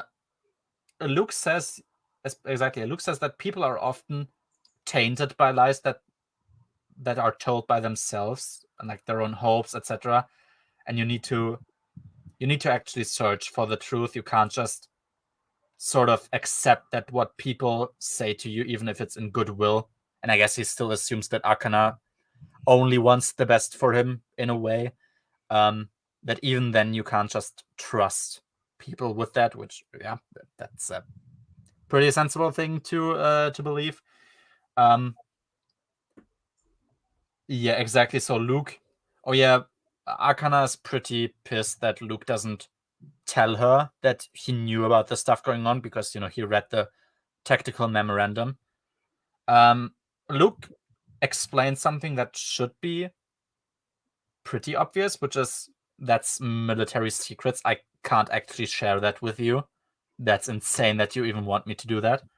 Arcana instead believes that this was like a test of like he was testing her. Like, no, it's actually just military secrets that can't be shared. It's sometimes the answer is actually that easy. But yeah, Arcana doesn't like easy. So yeah, exactly. So Luke says it's good to use the Force to avoid violence. So of course he refers to like mind manipulation. I mean, Obi-Wan and Mos Eisley, that's a pretty easy thing to point out to. He could have just killed the stormtroopers. People in Tatooine probably wouldn't have cared that much. But he didn't. He used mind manipulation. He actively did something. But it made it possible that they resolve a conflict without any bloodshed. Which, yeah, that should be the Jedi way. If it's possible, don't do it. Mhm. But Arcana says that, that actively changing somebody's mind and permanently altering a memory they have of something, that this in a way is also violence. And specifically if you're trying to constantly fool somebody, like you're constantly trying to, I don't know, project an image, that it's also ineffective because it means you constantly have to focus on that. I mean, the ineffective part, that's wrong, but I don't care. Like the fact that she thinks mind manipulation, I mean, I guess you get what she means, but Luke should respond like, wait, that's actually insane. What am I even supposed to do at that point? Like, and arguably the Falanesi are doing the same thing because they are filling the people's heads with, I don't know, information about, oh, there is just empty space here, there's nothing. Whereas there actually is a whole village of Falanesi that's hidden there. So haven't you also altered people's memories to a degree where they remember things incorrectly? Because even though they see it that way, it actually isn't that way. Which should be a question Luke asks. Like, okay, if we don't alter people's minds, why are the Falanesi hiding with the Force? Or like the current or whatever? Then show yourselves, because it's wrong to use this for your own benefit. Yeah. I think Luke not once even really pushed back against he pushed back against Jedi hatred to an extent at some point, but he never pushed back against the Falanesi philosophy, which he should have done, because it's a very, very flawed and it's a flawed philosophy with a lot of logical holes that are pretty glaring. But yeah, Luke doesn't really go into that at all. Yeah. Oh yeah, something we actually like, that's actually the first time I think we explicitly oh no, it wasn't the first time, like that the Falanesi can literally become just invisible. Like, they're just boom, gone. I mean, yep, okay, that's something they can do. And yeah, so they go out somewhere into the nothingness, and that's where they are. So now they find the Falanesi. But the Falanesi don't really want to talk to Luke, which of course is a bit sad for him initially, because that's the whole purpose of his journey. Nashira, the name is something they are not familiar with. Of course, that's not something Luke really likes to hear. Yeah, so on the planet that they're on, they started like to save people from the Evethans, and Luke counters like, okay, you need to participate in the war, and you need to use their power. Like, you need to use your power. But so Wialu, I guess that's a local leader in some way of the Falanesi, says that both factions build fleets and therefore are violent and guilty, which I guess is a position to have. Luke really should have this, this samurai way of thinking about violence. Is like, you should be able to draw your sword and kill people. You should just do it as little as possible. Yeah. But if you need to do it, you need to do it, and it's fine if you do that. And yeah, it's usually, I would say, it's the most internally logical philosophy you can have about violence. Is you should be capable of it, and so that in times of need you are able to inflict violence as much as is needed. You should just not do it most of the times. But yeah, we could have had Luke getting into that argument, which I guess would have been at least interesting, because then we get to explore, is there maybe, something more logical to the Falanesi philosophy in any way? But they are keeping it like they're always just throwing these bumper sticker slogans at you, like, oh Yeah, yeah. like being recluse to the galaxy and just being like no violence, and then just hiding Yeah. away while like wars happen. Exactly. We talked about this on Shield of Lies as well. Like, pacifism is a really good ideology if you're not in war, because that's when you get to be a pacifist. If you're at war, you have no choice at some point. And yeah, and maybe the Falanesi, who literally can become invisible, don't need to worry about that a whole lot. But Luke is part of an entire culture and faction which doesn't need to, because they have people they are responsible for, and they can't just hide Coruscant. He needs to think about this stuff. And I get that the Falanesi might not. But then again, the Falanesi are sort of living in civilizations. They are just, they're just disguising themselves. But it's not like these concepts should be unfamiliar to them. But yeah, exactly. We just have these slogans from people who basically only hide themselves. And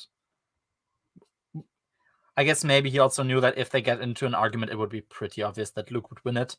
And that might just undermine the Falanesi as a culture that you're supposed to, I guess, respect in some capacity.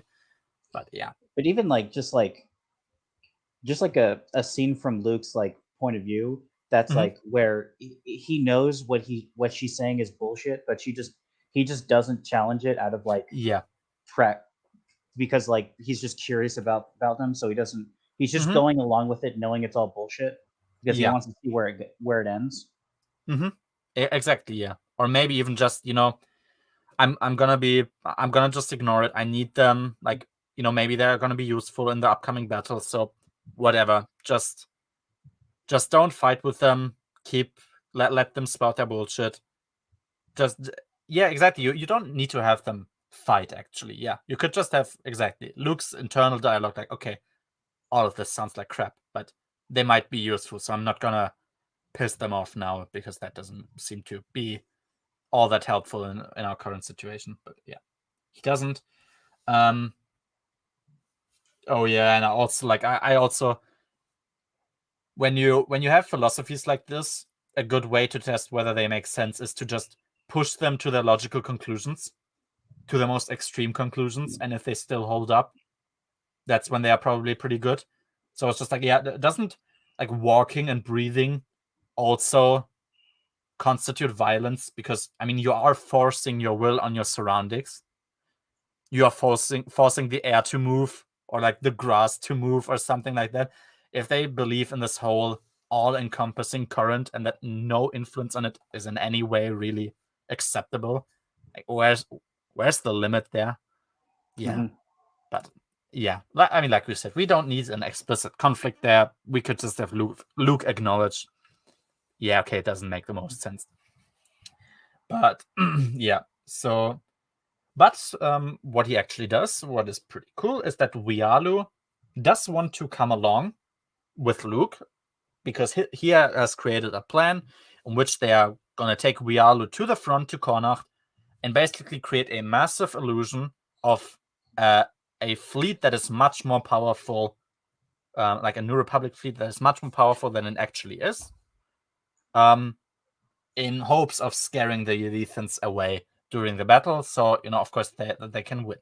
So, okay, it's good that she comes along. But then I also wondered, like, isn't that also in a way breaking your moral violence code already? Yeah, whatever. That's not really addressed anymore. Yeah. Oh, exactly. So Leia and Mon Mothma, they have a bit of interaction. Apparently, they didn't have one for a long time. Yeah, Mon Mothma's property apparently is neither protected by walls nor by guards, which that sounds like a very stupid thing to do. I mean, Yes. let's just The U.S. Secret Service doesn't stop protecting presidents once they're no longer president. Yeah. I mean, I think that's a thing for all civilizations and nations on this planet, is that you don't even stop calling people like president or chancellor or something, even though they aren't anymore. Like, even though if they don't actively hold office, you would still refer to them as president, which means, okay, yeah, you're protecting this dude anyway, even though he doesn't actively hold office. Because, yeah, I mean, just imagine Mon Mothma was kidnapped, which supposedly would be a lot easier. Like, and if they are like, hey, we're gonna blackmail the New Republic now, and otherwise we're gonna kill Mon Mothma, like, they would agree to a lot of terms to save Mon Mothma, even though Mon Mothma doesn't actively do anything anymore. So right, but it's still like, it's Mon Mothma. She was in the Senate when Palpatine declared the Empire. She was like the opposition throughout the entirety of the Dark Times. She built the Rebel Alliance and like was from the ground up. Like she's the one person that would 100% have a security detail at all times. Yeah, especially because unlike everyone else, she is not a fighter. She is a diplomat. She is the one you would most want to protect. Yeah, exactly. Like,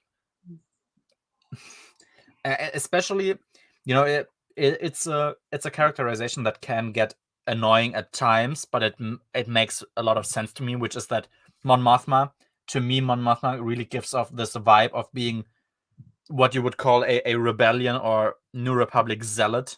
Like, she's really invested in the cause, like, to the point where she almost sometimes can't comprehend when people focus on other stuff, or at least she's like, I would not be able to do that.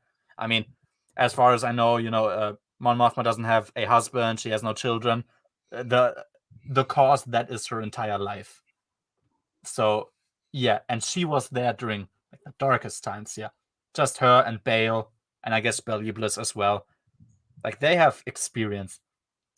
Like, do we imagine Bel Iblis would go to home without any security if he wasn't in office anymore? I don't think that would be it. And it also isn't in character for Mothma to be like right. That. Well, I think it's okay. I think it's in character for Mon Mothma to like not want that, but there's no way everyone else around her would agree to not having a security detail with her. Exactly. Yeah, she would probably be like, you could make that argument. She would be like, hey, don't waste guards on me. They should be out there, on the front doing something more impactful. Or I'm just some woman. And she also probably would, like, let's say if Mon Mothma would be abducted, she would tell the New Republic if she had the chance to, let me die. Don't compromise your positions in any way. I live and die by the cause. That's my thing. So yeah, she wouldn't want it, but she would definitely, like, Leia would be like, yeah, no, forget it. And everyone would nobody would question that. Everybody would be like, yeah, okay. You might love or hate Mon Mothma, but there's no way she isn't gonna get the best protection ever. So yeah. Yeah. Okay, so Leia apparently hasn't visited Mon Mothma for months, which I don't really like. I would have imagined they have that Mon Mothma, would be Leia's like political mentor, because that is something that Bale would usually do if he was still around. So it seems the most natural. Mon Mothma and Leia do seem to have a relationship that, I don't know, maybe mother-daughter is a bit, overselling it, but something along those lines. So Mon Mothma should be her mentor. She should be like tutoring her, like, people are going to do this, this, and that, because Leia doesn't actually have all that much experience with actual, like, political decision making. Sure, she was a member of the Senate, of the Imperial Senate. I assume she didn't really do a lot of relevance there. And she's pretty fresh in the New Republic. And as was pointed out, she only ever held the highest office imaginable. So she doesn't know what goes on in the lower ranks. Shut up. Yeah, we are chapter 8 now, which is, I mean, we're getting pretty close to the end. We have 11 regular chapters, so we have like 3 more, I think, left, and 2 interludes. 2 interludes. I thought there was only 3.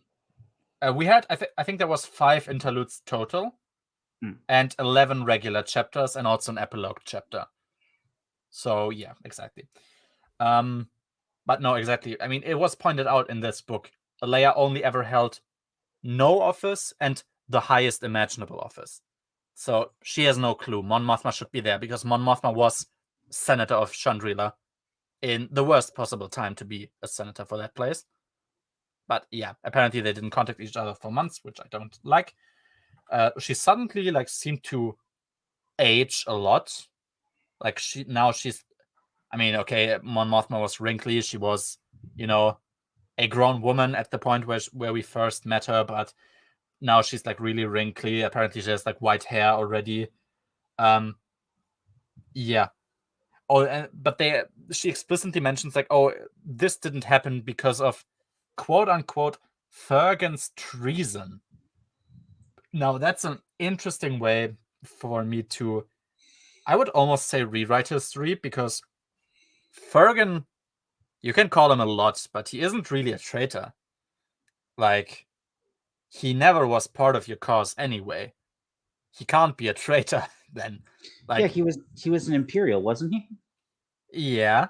They, of course, what I guess they mean is that they called him to Coruscant, in Dark Apprentice, I think it was, to try and get Corrida to ally themselves with the New Republic, which, of course, is a fucking insane thing to even try.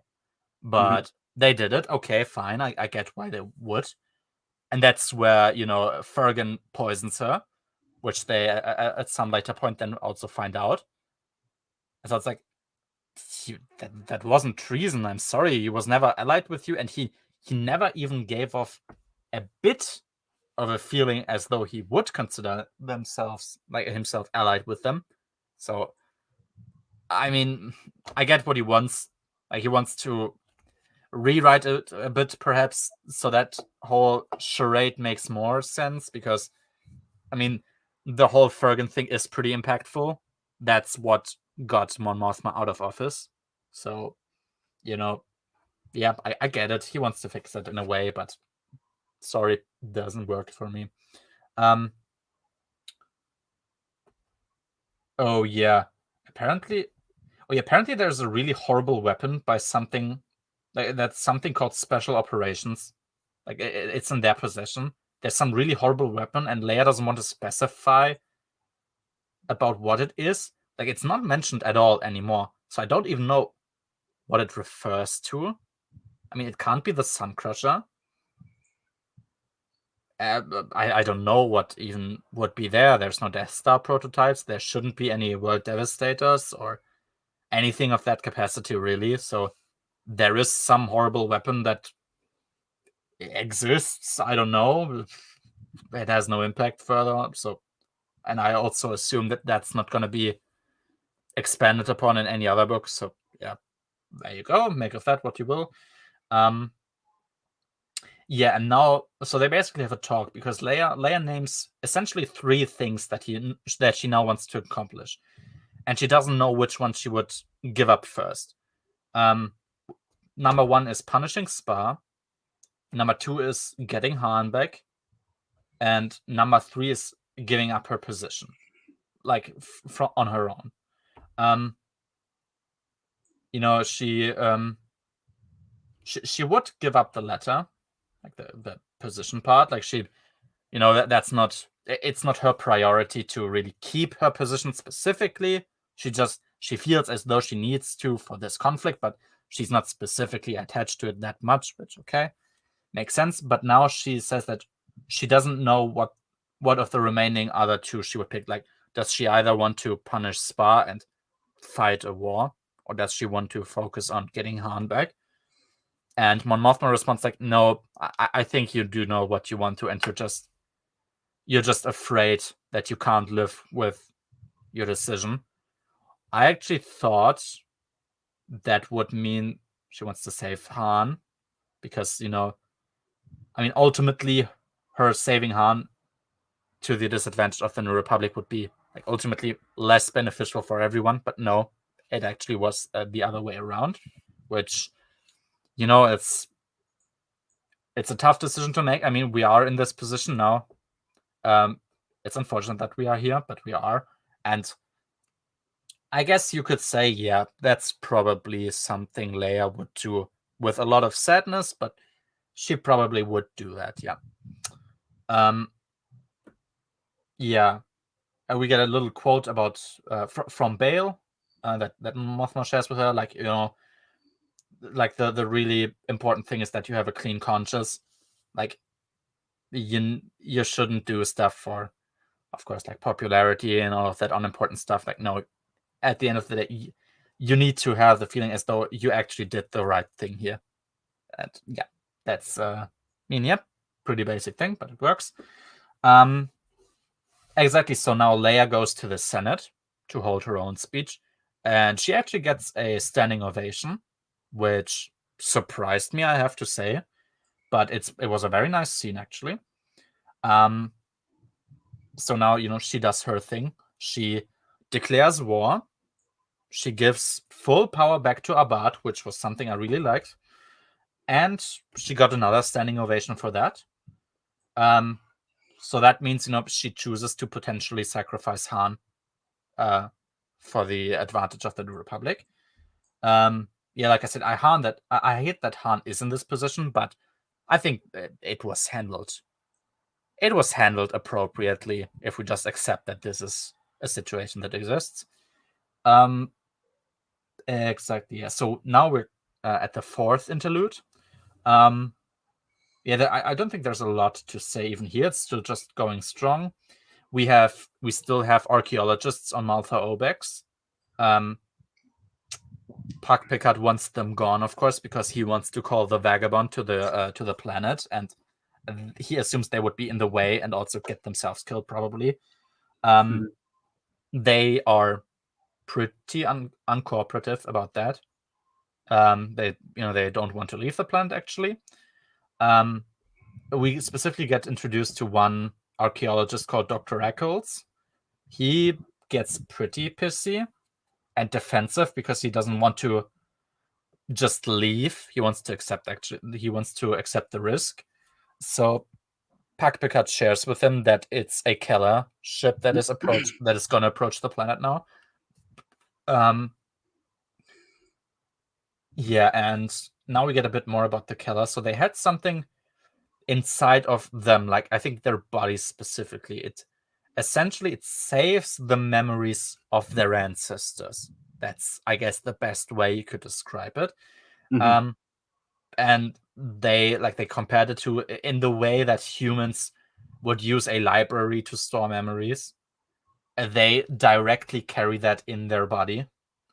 And all of the info about them, how to communicate with the Vagabond, that all of that is inside of them, literally.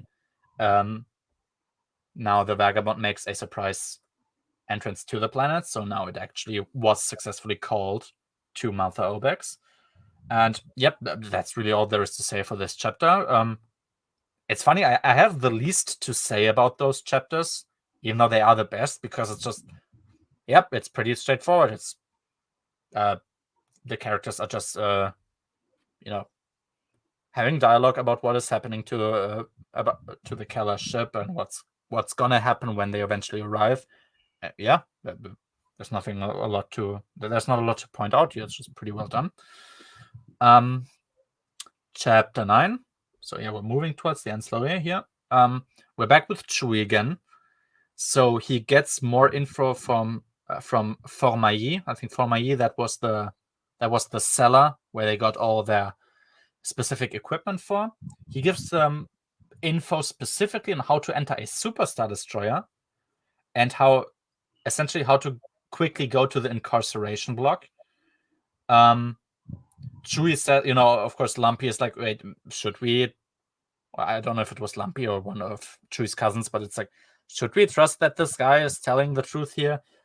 And Chewie responds like, oh yeah, Chewie and Han and me, we are more useful to him when we are alive, so because we are well-paying customers. I was like, oh, okay, I can accept that. And yeah, it's also good that they think about it. Okay, we know now. I mean, we had the video footage. The Evethans have a Superstar Destroyer. That's the safest ship. So if he isn't on the planet, it's most likely he's going to be on the safest ship, which would then be the Superstar Destroyer. Now they are immediately on the attack, so they move in. They use a specific sort of mine that creates an overload to the senses of the Pride of Yevitha. So think of it, I guess you're supposed to think of it like a flashbang version for spaceships, basically. It's just blinding you for a specific amount of time.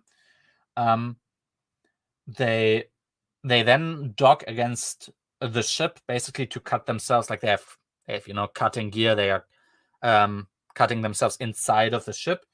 Yeah, exactly. So the mines, I think they were pretty smart and actually interesting sort of weapon. I don't think we get a lot of that, like stuff that disabled sensors for a minute, but that was actually a nice idea. I think they are pretty useful.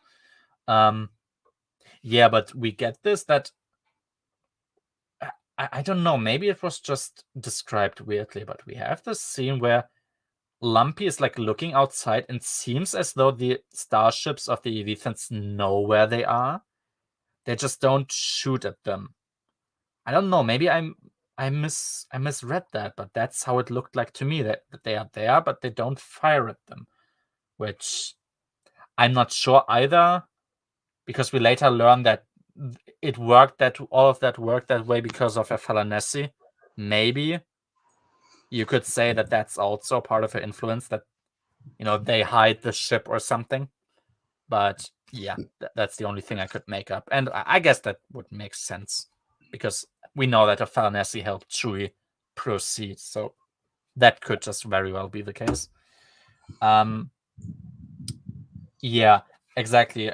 We even get more about that. So because now Chewie and his son, they get like some form of vision about where Han could be, and he sees like a big room full of other species. So he knows a room where that where exactly that kind of stuff is stored at on a Superstar Destroyer. So yeah, I was like, is this like help from a Falanesi? I guess because he just gets a random vision he shouldn't get. It later turns out it is, yeah. Exactly. So, oh yeah, we have two guys who have shields, which is pretty funny. Lumpy, like he uses like two explosive charges against them, and they just go on a killing rampage to destroy all the Evethans there, which was pretty great actually. I was like, oh yeah, we didn't really get a whole lot of Evethans even dying at any point. Like it's just now towards the end that they're even suffering any losses. So yep. Of course, that there was no fighting most of the time. Yeah. So, oh yeah, that was it. Also got pretty gruesome because Chewie killed one guy by just stomping on him. He broke one guy. He broke his neck off, and one guy he hurled against a pillar, and that shattered his back, which was it was pretty. I mean, I guess they can get more explicit, but that was pretty gruesome, which I guess makes sense for Chewie to do stuff like that, but I'm always a bit surprised when it gets really violent because I'm not. I mean, Star Wars mostly isn't so explicitly violent most of the time. Yeah, we even talked about that. You might remember that from, I think it was Champions of the Force, where Chewie, was in the maw, and of course he was liberating the Wookiee slaves. That was his little side plot. and he used like an energy whip of one of the slaveholders and whipped them. Like, I think he whipped their skull open with that energy whip, which is like, okay. Sometimes comes like as a surprise how violent they can get. Yeah. Okay. Yeah, we have this.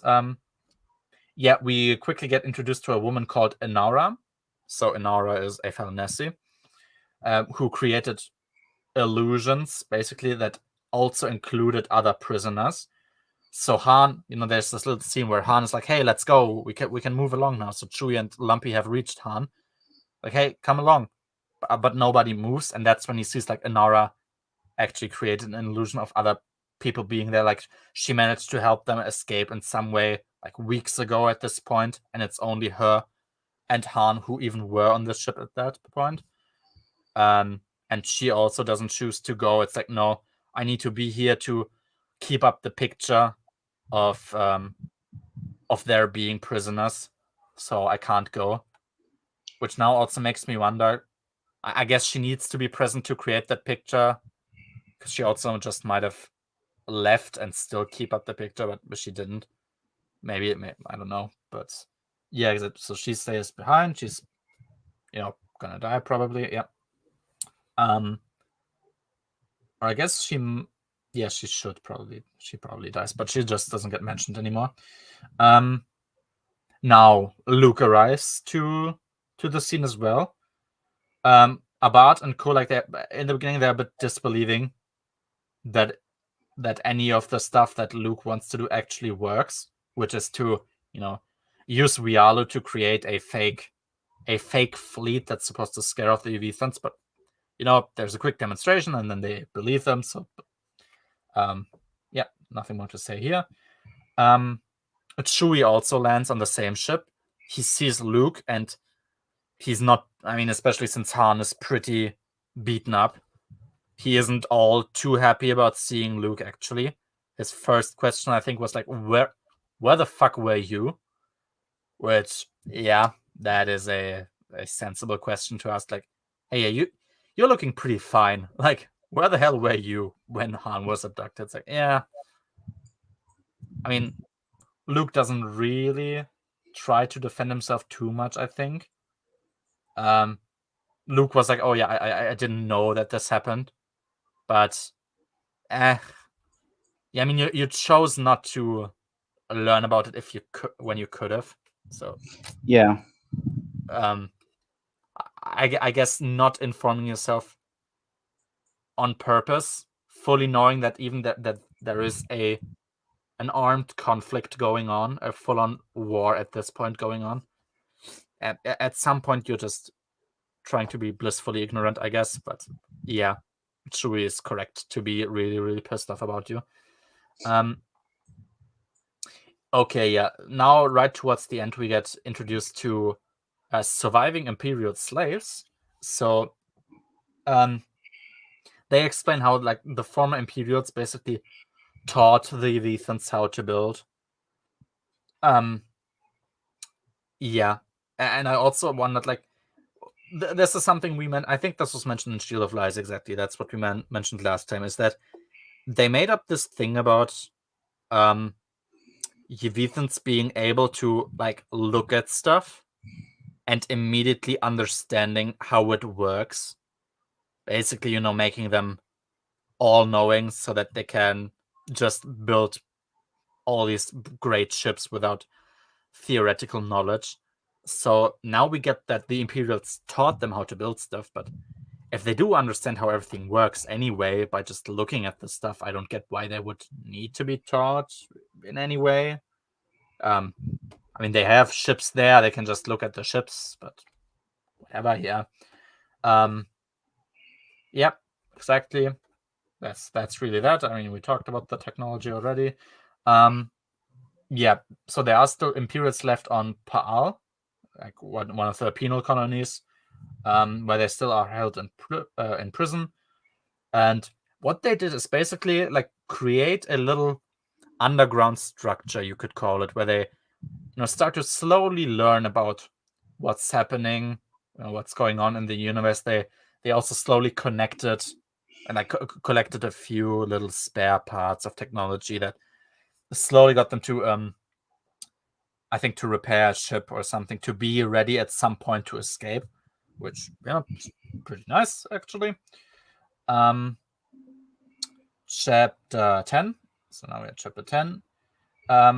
Exactly. So now Chewie. I haven't written down what the original name of Chewie's son was. Like it was Lumpa and then something at the end, and now it's Lumpa Waru. So that's his name now that he got by succeeding at his coming of age ceremony. But sometimes he's just called Waru. I mean, with 2 O's instead of a U. But it's still funny that it's basically the same name. Which also, I mean, Chewie was present when Waru happened, and calling him Lumpa Waru would probably constantly remind him that he was suicidal in Crystal Star. Which is, I guess he's over that. So, or maybe he doesn't make the connection. That could also be the case. Oh yeah, Chewie fully believes that Luke left Han to die, which isn't all that far from the truth, if I'm gonna be honest. So, yep. Yeah. So Luke is asked by Abad to lead the E-Wing squadron. Yeah, a sensible thing to ask. But Luke says he can't because so he says okay, I convinced the Falanesi to help following their specific principle, and now I need to basically hold up my end of the bargain. Oh, bless you. Yeah, and Luke gets asked who he actually is loyal towards. Oh yeah, and Luke's answer to that question is, this is the same type of question that led to the Jedi Purge. Which, what a way to escalate an argument. It's like, hey, you're obeying these random people that we don't know, and you just we all know that you just left the place. So who are you actually loyal to? Yeah, it's the same that led to the Jedi Purge. Okay, well then, thanks. Yeah, that's all he says about that. Yeah, so what they do is to send in probe droids towards N'Zoth that think they basically flare up. They're supposed to lure some ships away from the planet so that they can attack. Yeah, and so the Imperial, one of the Imperial guys who survived there, he notices how the New Republic is now, basically acting like the Empire, militaristically at least. It's the Imperial doctrine apparently just was send out your big ships, attack frontally, overwhelm them with your superior technology. No specific tactics anyway. Just you have superior firepower in basically every case, and that's all there is to it. And he's pretty impressed by that, and it's oh, look at you, you evolved yourself. Which I mean that was kind of funny, I guess, that he did that. Abad, for a last time tries to communicate with the Evithans, and it's we want your total unconditional surrender, and Nielspar needs to abdicate, or otherwise they will. I think he even explicitly mentions that you will lose everything. If we need to, we will kill every last one of you. So, which I think is pretty great. And Spa responds to that in, I guess, a typical Neil Spa ways, which is that quote, this is the only part that I quoted from it, is their female companions will carry new blood to their beds. That's the direct translation that I got from the German book. Yeah, I didn't even try to understand what exactly he meant by that. I was just okay, I get the implication, I suppose, and let's just leave it at that. Yeah, so Sil Sorenan, that is the Imperial, who we get a few POVs of. He's an Imperial major. He has a hidden weapon somewhere, with which he manages then to overpower Spar. And what he does is take control over the ship, which he then flies to BIS, to the core, to the deep core. And they explain even though they are far lower in numbers, they actually hold the control of the key portions of the ship at this point, which means they can't steer it away. I would actually like to know how exactly. I mean, because I think we even got a number. I haven't written it. I didn't write it down, but I think it was a pretty high number of Yevithans being on that ship. I think it was the Pride of Yevitha. So we don't really get that, how they overpower the other Yevithans, because supposedly they also all fight until the last man. So yeah, but yeah, so he wants to go away now to BIS. Luke is basically still asking Arcana and Wialu about Nashira. He still gets no answer, and he's starting to he still gets more angry, but he also still doesn't do anything. Yeah, exactly. So yeah, just a little bit. We talked about that excessively. Now the thrust chips, yeah, apparently they are really good because they can focus all the energy of their comparatively subpar weapons to one point, so that they can actually be stronger than they are supposed to be. Also, something I guess we didn't mention is, can't every ship in theory just do that? Can't all turrets just say, fire at this one point? I would assume that that's possible. I don't see why this ship is specifically special for that. Maybe also just misread something, but yeah, that's how I read it. Yeah, so we briefly get back to Platmala. He is unfortunately dying in a scene here, so he sacrifices himself with a suicide run. In a suicide run, he's ramming the enemy ship, and I was like, I mean, I guess this was his arc in a way. I thought it was maybe a bit bleak that he had to die, but I guess him getting revenge and him contributing, if only a little bit, is sort of the point of his arc. So, yeah, I think it's a fine death. It's respectfully and well done, so I can't complain too much about it. But yeah, I'm generally in the faction of not killing your heroes, so that's why I'm generally speaking, I'm a bit more negative towards it, by default. But yeah, I guess that was well done here. Oh yeah, and we talked about that also previously. So the battle was far too close than it should have been, because the thrust ships put up a big fight, and of course they actually did fight until the very last man. They didn't manage to spare anyone. So yeah, there you go. And of course Spa is under the control of his former slave now. So of course Sorenan is not particularly fond of Spa, and he finds a pretty creative way of executing him, which also interests me, because it's basically new law about hyperspace that's also casually dropped here, is that when you are in hyperspace and you eject something from your ship, the object that you eject basically stays in hyperspace.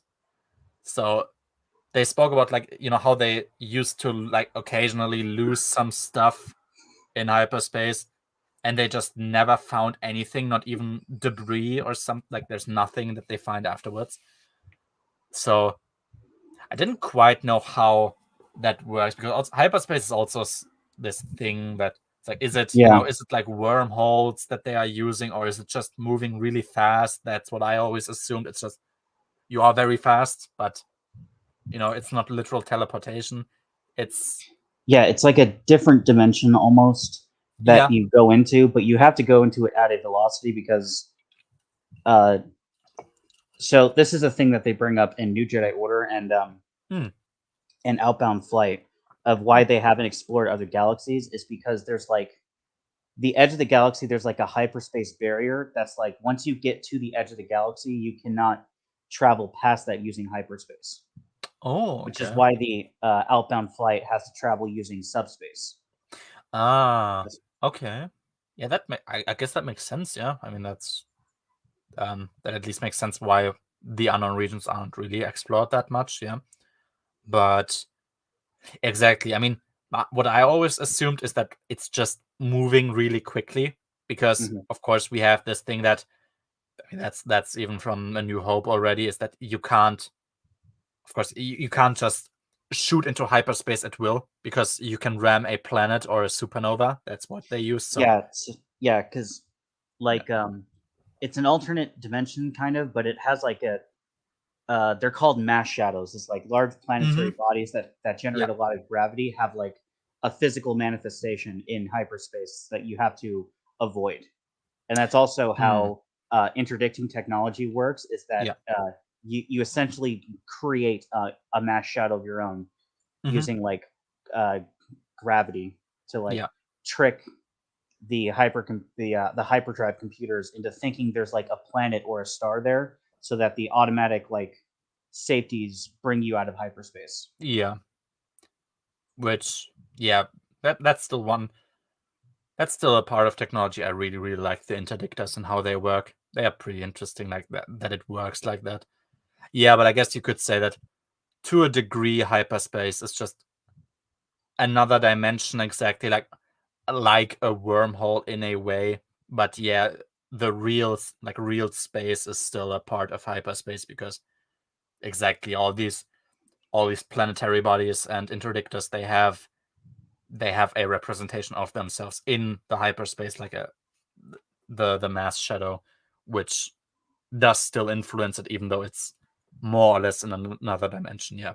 So exactly. So I guess if we go back to the book, then it would make sense how Saranan describes the scene, is that you can throw something in hyperspace, and funnily enough, I guess it's just linked to the technology. It doesn't go back to real space. It stays in hyperspace forever. So that's what he's gonna do with Spy. He's gonna get him into an escape capsule, shoot him out, and just leave him in hyperspace. And that's, I mean, it's a pretty creative way of killing him, which is nice. Yeah, and I also wrote down a little quote by him, which is, "I don't know how long you will survive in there, but I know you will die in there." And then he says, "Die slowly," which was funny. And yeah, also fun fact, I guess he says "die slowly," so "stirb langsam" in German, which funnily enough is the German title of Die Hard of the movies. Don't ask me why, but they got translated to "Die slowly" in German instead. So yeah. Exactly. So we are now at the fifth and last interlude. So exactly. So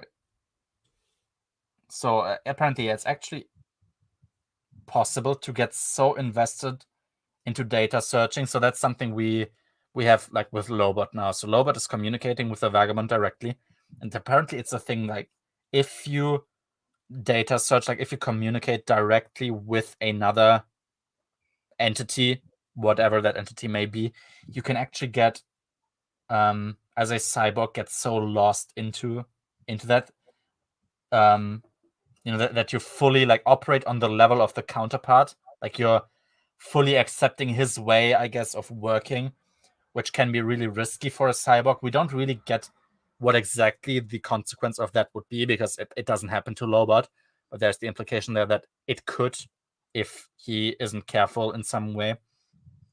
It sounded cool, but I don't think we've got a lot more about that other than this little mention of it.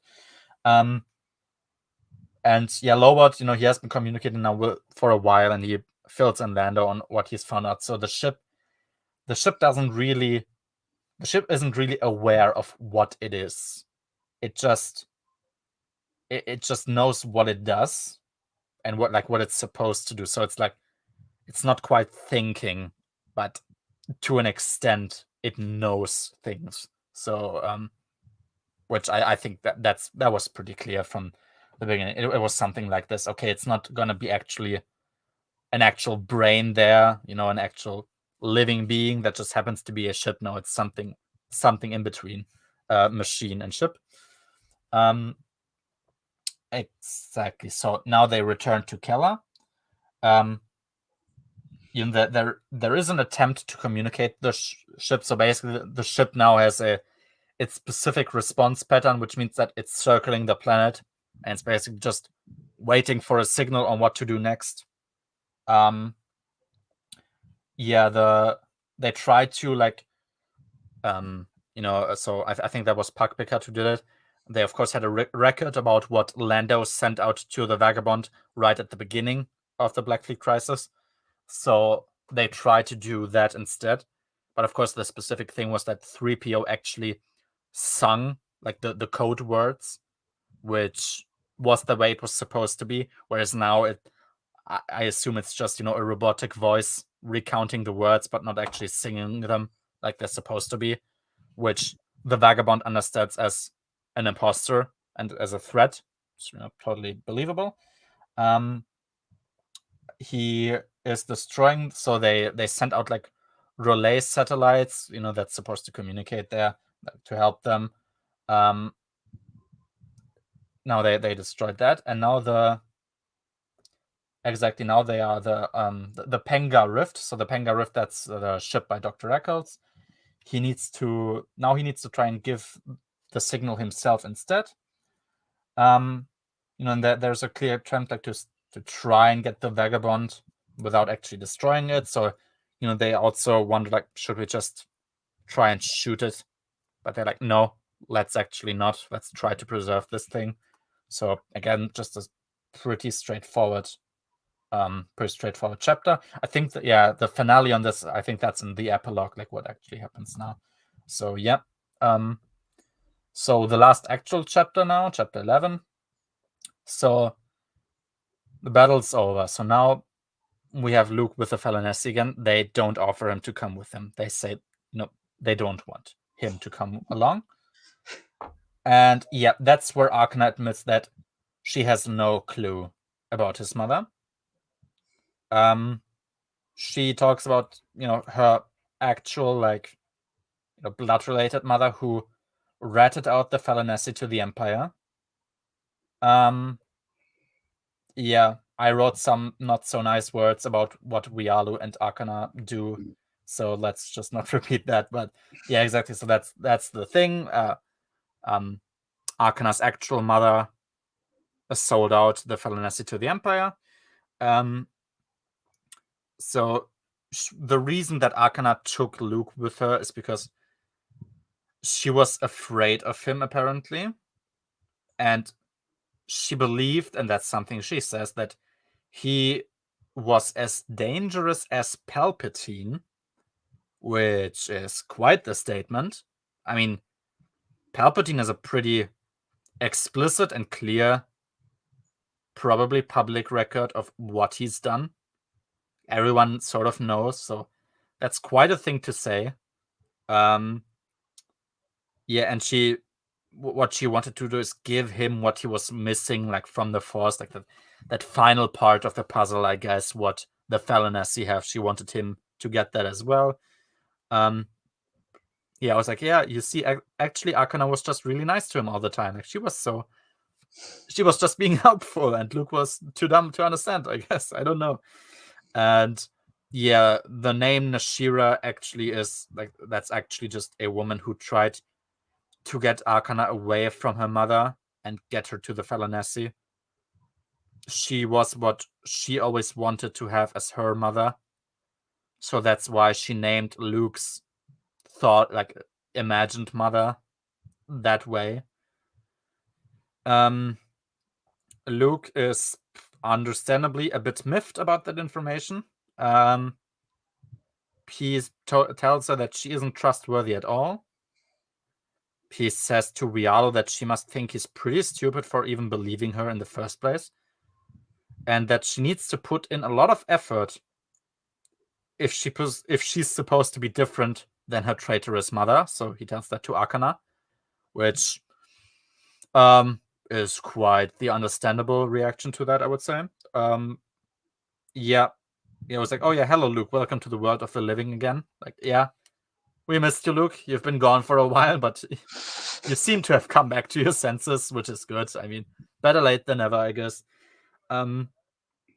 Arcana instead tells him to not judge the Falanesi from her example. Like, don't think all the Falanesi are like I am.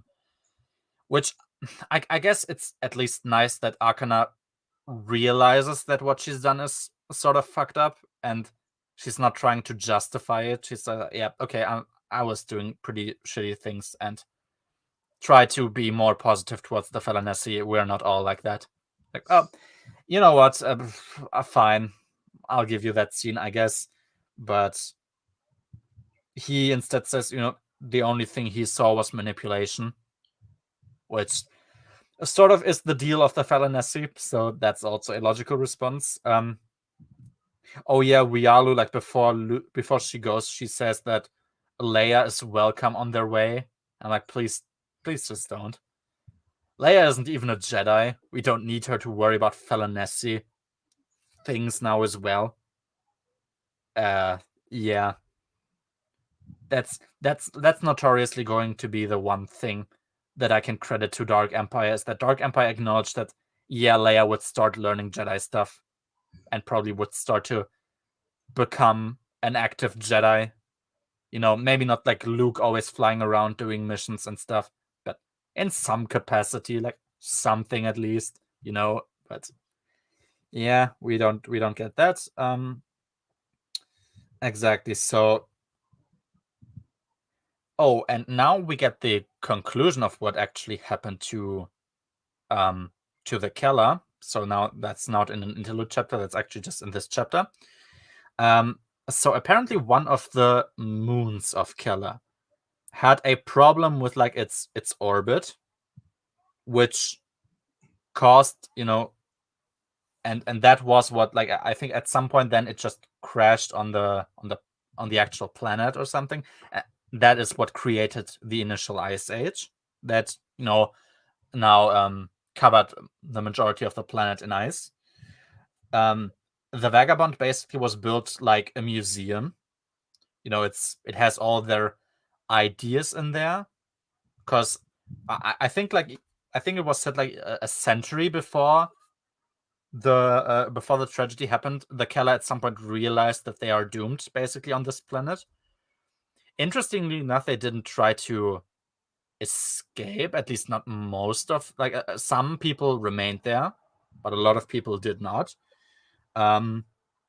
So because we had that throughout the trilogies, that there seems to be like faces of Keller just visible on the ship, and they are still there and they control everything that is there. They said like it's not like not like Noah's Ark, but it's really more about the history of the Keller. And also another use of the Vagabond is that it's a tool.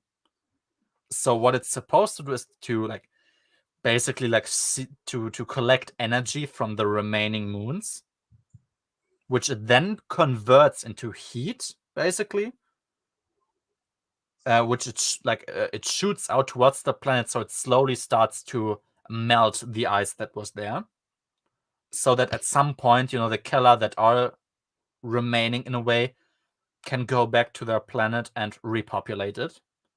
And the Keller, because we got a few scenes of archaeologists actually finding Keller bodies, and of course we also had the corpses that were sent to Agent Racing. They were basically just the people who didn't believe, I guess, the scientists who spoke about the tragedy and stayed behind to eventually meet their demise. And yeah, that's the entire conclusion of the Keller arc. So of course, they don't take the Vagabond with them. The Vagabond stays in place just for the because it doesn't immediately work. Like, it's a very slow work to melt the ice that is on the planet. So it just stays behind to fulfill its purpose, and they go away on the Lady Luck without taking anything. Oh yeah, and I guess I should mention that Luke was present in the end here. That's why it wasn't an interlude chapter, because now I guess it's sort of connected to the overall story because Luke was there. Very loosely, but yes. Yeah, like does Luke even do anything really special here? I don't remember. I don't think so. Like, he's there when it's basically finished already. Everything. Yeah, exactly. It's a very, very loose connection. I mean, it's basically an entirely separate novella inside a book trilogy. Yeah, it's only the Lando storyline's only purpose is to explain where where Lando, Lobot, 3PO, and R2 are during all the other events. I mean, yeah. I guess this is something they always thought is like, we can't just leave them out. We need a reason why they aren't active in the actual conflict if they are not active, And I mean, yeah, I guess, but I don't think this plotline was necessary to explain why none of them are present. But I mean, ultimately, I am grateful for that because it was, yeah, throughout basically a pretty great storyline. Actually, like, I have not a lot of complaints there. But you could still make it 3 books, but probably just have the actual Black Fleet Crisis be a duology, and then this just be the Lando its own separate story, and change nothing about it. Just like they both happen at the same time. Exactly. Yeah, and you can have. I mean, you have very, very loose acknowledgments, I guess, that those storylines are happening at the same time, because in Shield of Lies, at some point, like Riken, I think it was Riken, calls back New Republic fleet ships to prepare for the invasion of Yuvitha, and of course the ships that they have with them to search for the Vagabond aren't, like, that's not a priority anymore, so they get called back. So if you made the Lando part a standalone novel, that could be the acknowledgement, okay, this is happening at the same time. But yeah, otherwise there is no reason to have that in the same book. I mean, yeah, it improves the quality of the book because it's a pretty amazing story, but yeah, it has no real topical purpose in this story specifically. Like, yeah, exactly. But oh yeah, I did say I hope we see more of the Keller, but I almost have the fear that we will never hear about the Keller again, which would be sad, because I would like at some point, at least get a reference like, oh, they are starting now to repopulate their planet. The Vagabond fulfilled its purpose. Would be cool. Know. So the Vitha do show up, or they're kind of concluded in New Jedi Order, and also a lot of the New Republic characters that this book introduced also show up in New Jedi Order.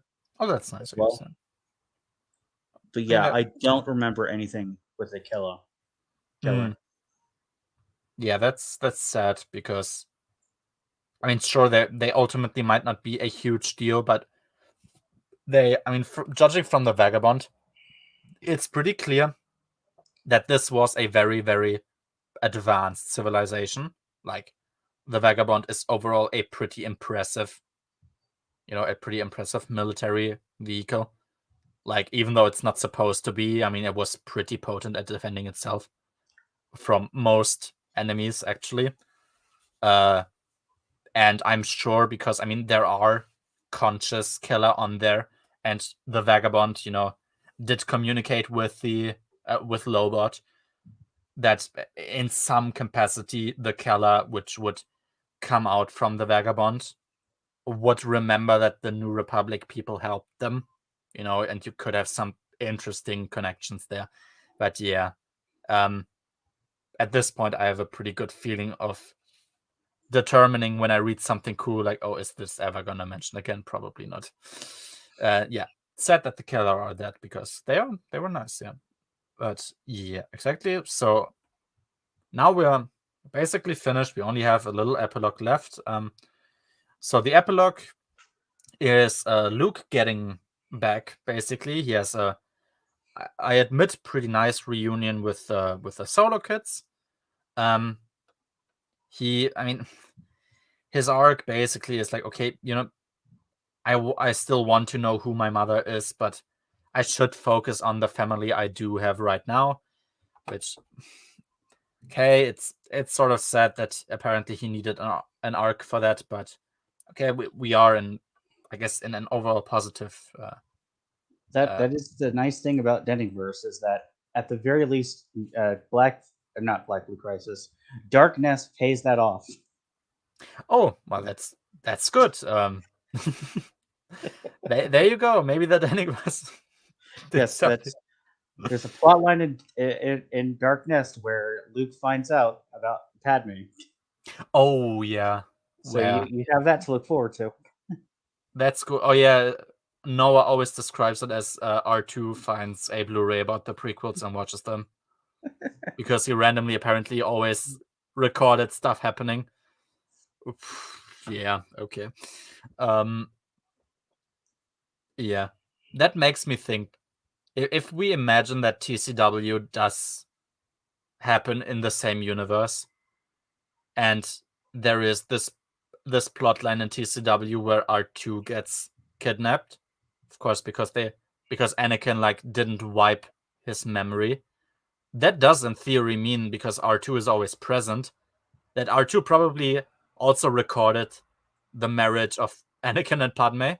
Imagine Grievous actually got to R2 and leaked it to the public, yeah, look at your Jedi, they're preaching their celibacy, but your big hero is there banging a senator that met him when he was 9.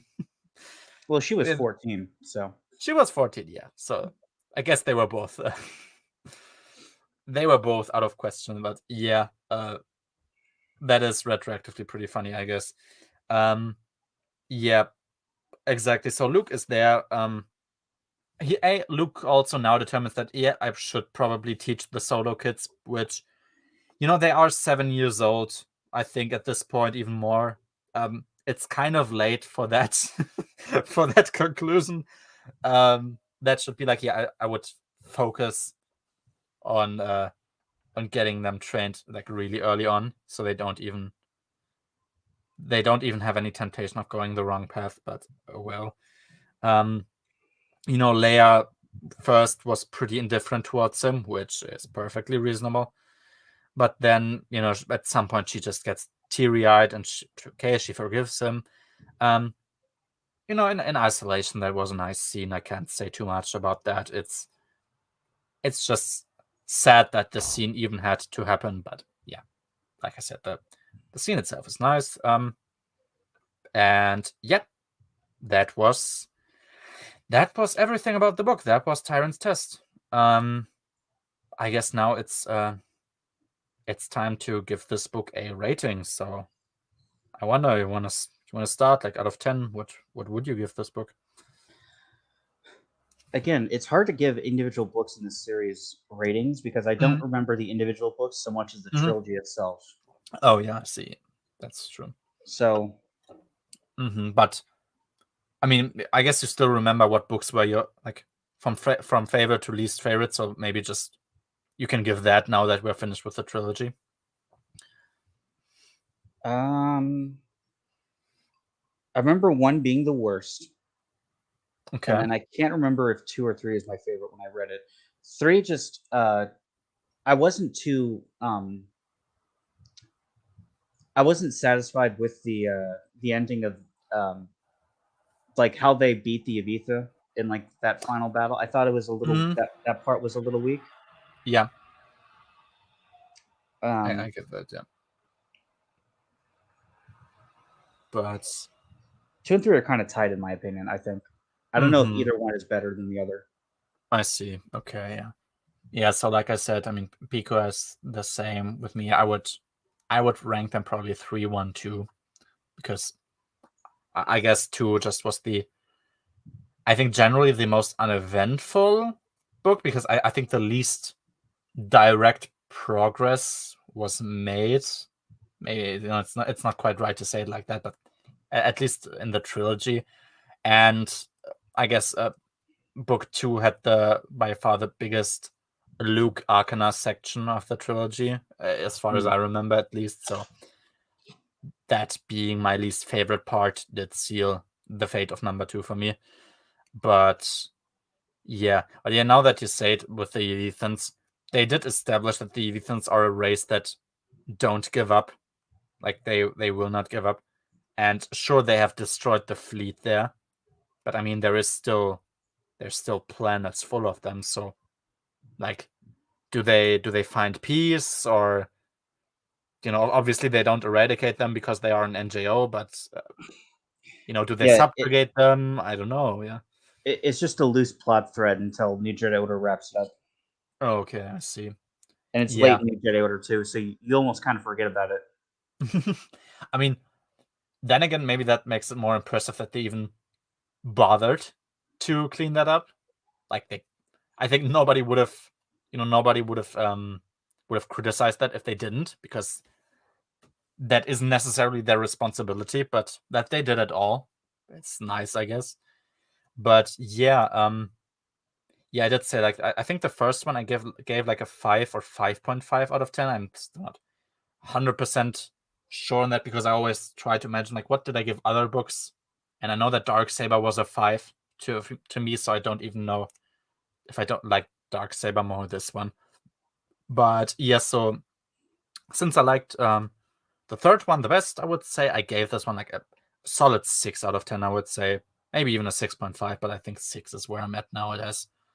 A lot of, like, I would say the majority of the main plot threads work pretty well now. Characters mostly, like, the characters you care about, let's say, mostly act appropriately. Luke still having his moments, but even he got around. Arcana is, Arcana was just... Arcana is the worst of his love interests. In Bantam, at least. I still think I would give Callista the edge, because Callista to me is a straight up villain, which I guess I wouldn't call Arcana quite that, but yeah, Arcana's very, very close like that. She didn't do herself any favors in this book, and yeah, she's a pretty crappy love interest. Especially, like, I don't know how old she is. I think we got I think Andres was 39 years older than her. I think we got that. But yeah, I got the impression that she was at least somewhat substantially older to Luke, but maybe that's just me. So yeah, they had a very, very bizarre dynamic that wasn't really I don't know, like, their romance also didn't really lead anywhere anyway. Like, they apparently did it in the ship, but there's no reason given why they even feel attraction towards each other, and nothing happens with that afterwards anyway, because yeah, okay, Arcana is a liar. But yeah, they don't even acknowledge that anymore, so it's just a big nothing, yeah. I guess I put her below Callista because, at least, even though if it did make sense to me, I got the feeling that Luke actually liked Callista, and I didn't get that with Arcana. I guess that's fair. Yeah, like Callista is definitely a worse human being than Arcana is. Yeah. But relationship-wise, I could at least buy that Luke liked Callista. I can't buy that he liked Arcana. Yeah, I guess you could say that maybe the relationship-wise, it would make more sense for him to even, ignoring that Callista is in the body of his dead suicidal student, but I guess just the entity that is Callista, like Luke feeling any attraction to her, makes more sense, because yeah, there seems to even be a minimum of friendship between them, whereas yeah, Arcana, most of his interactions with Arcana are either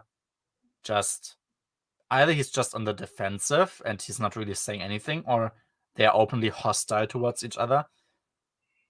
Like, there's very, very few scenes where they even seem in a good mood when they talk, which at least I guess is something that they have with Callista, yeah. But exactly. Yeah. No, so yes, the main cast is, majority of the time, it's pretty well. Arcana is probably my least favorite part of the book, of the books like in total, I think. The storylines also, like the Lando storyline was well done throughout. The Chewie storyline, however short it might be as well. Leia, to me, sucked in the beginning of the first one, in the first one, and then it improved. Han actually had a pretty good story throughout, most of the time at least. Yeah. So I don't know how it was done in the. I assume it was done the same in the German edition, but the thing that I really liked with the Chewie story, and I think why a lot of people didn't write Chewie focused stories, is because like they have to have him interacting through growls, and like that's not with the reader. But at least in the English version, the Chewie sections, like it was all in English, but like it was like italicized, so you knew that this is the translations of what they're saying to each other, so you could at least follow the story. And I really wish that more authors just gave Chewie time alone and did that. There's no reason why they shouldn't do that. Yeah. Exactly. No, you do have the same thing. I think the sections of, I would have to look. I think the section where he's talking with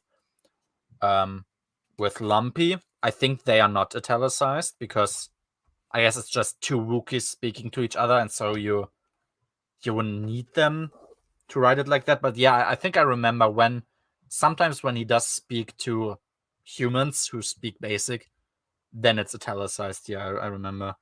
But maybe I'm gonna quickly find a Chewie chapter. Wait, the first chapter was with Chewie. Yeah, exactly. So Chewie and Lumpy, they are just talking in like normal dialogue, as though they were just two humans speaking basic to each other. And yeah, sometimes I think that's only in sections where it's clear that Chewie doesn't speak basic, he speaks Shiri-Wook, but his dialogue partners, they speak basic. So I guess only if it's mixed they make the difference. And if it's only basic or only Shiri-Wook, then they don't. Which is a perfectly well done thing for me. And yeah, I don't get why authors would insist on, because I'm trying to remember like how many authors did just use growls as Chewie dialogue, quote unquote. I guess I think Kevin also only made him growl, right? I don't think he talked in any capacity. Yeah, it was always just like, and it's like Chewie growled in like approval to what Han said, stuff like that. But like, so it's like we get like the meaning, but we don't get any like personality, because it's not like what he's saying. It's just like, oh yeah, he agrees with Han, but we don't get. Yeah, exactly. No. Yeah, it's a shame because, yeah, I guess a lot of people could say that Wookiee, that Chewbacca, doesn't usually do a lot, which isn't even necessarily unfair to say, and they chose to do it in this part, and it's pretty well done. Yeah, and we could have had more of that, so it's actually good that the Chewie part also was pretty universally well done.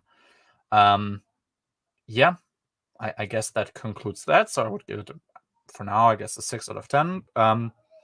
So yeah, yeah, as I said quickly, as I said in the beginning already, so next week, no stream.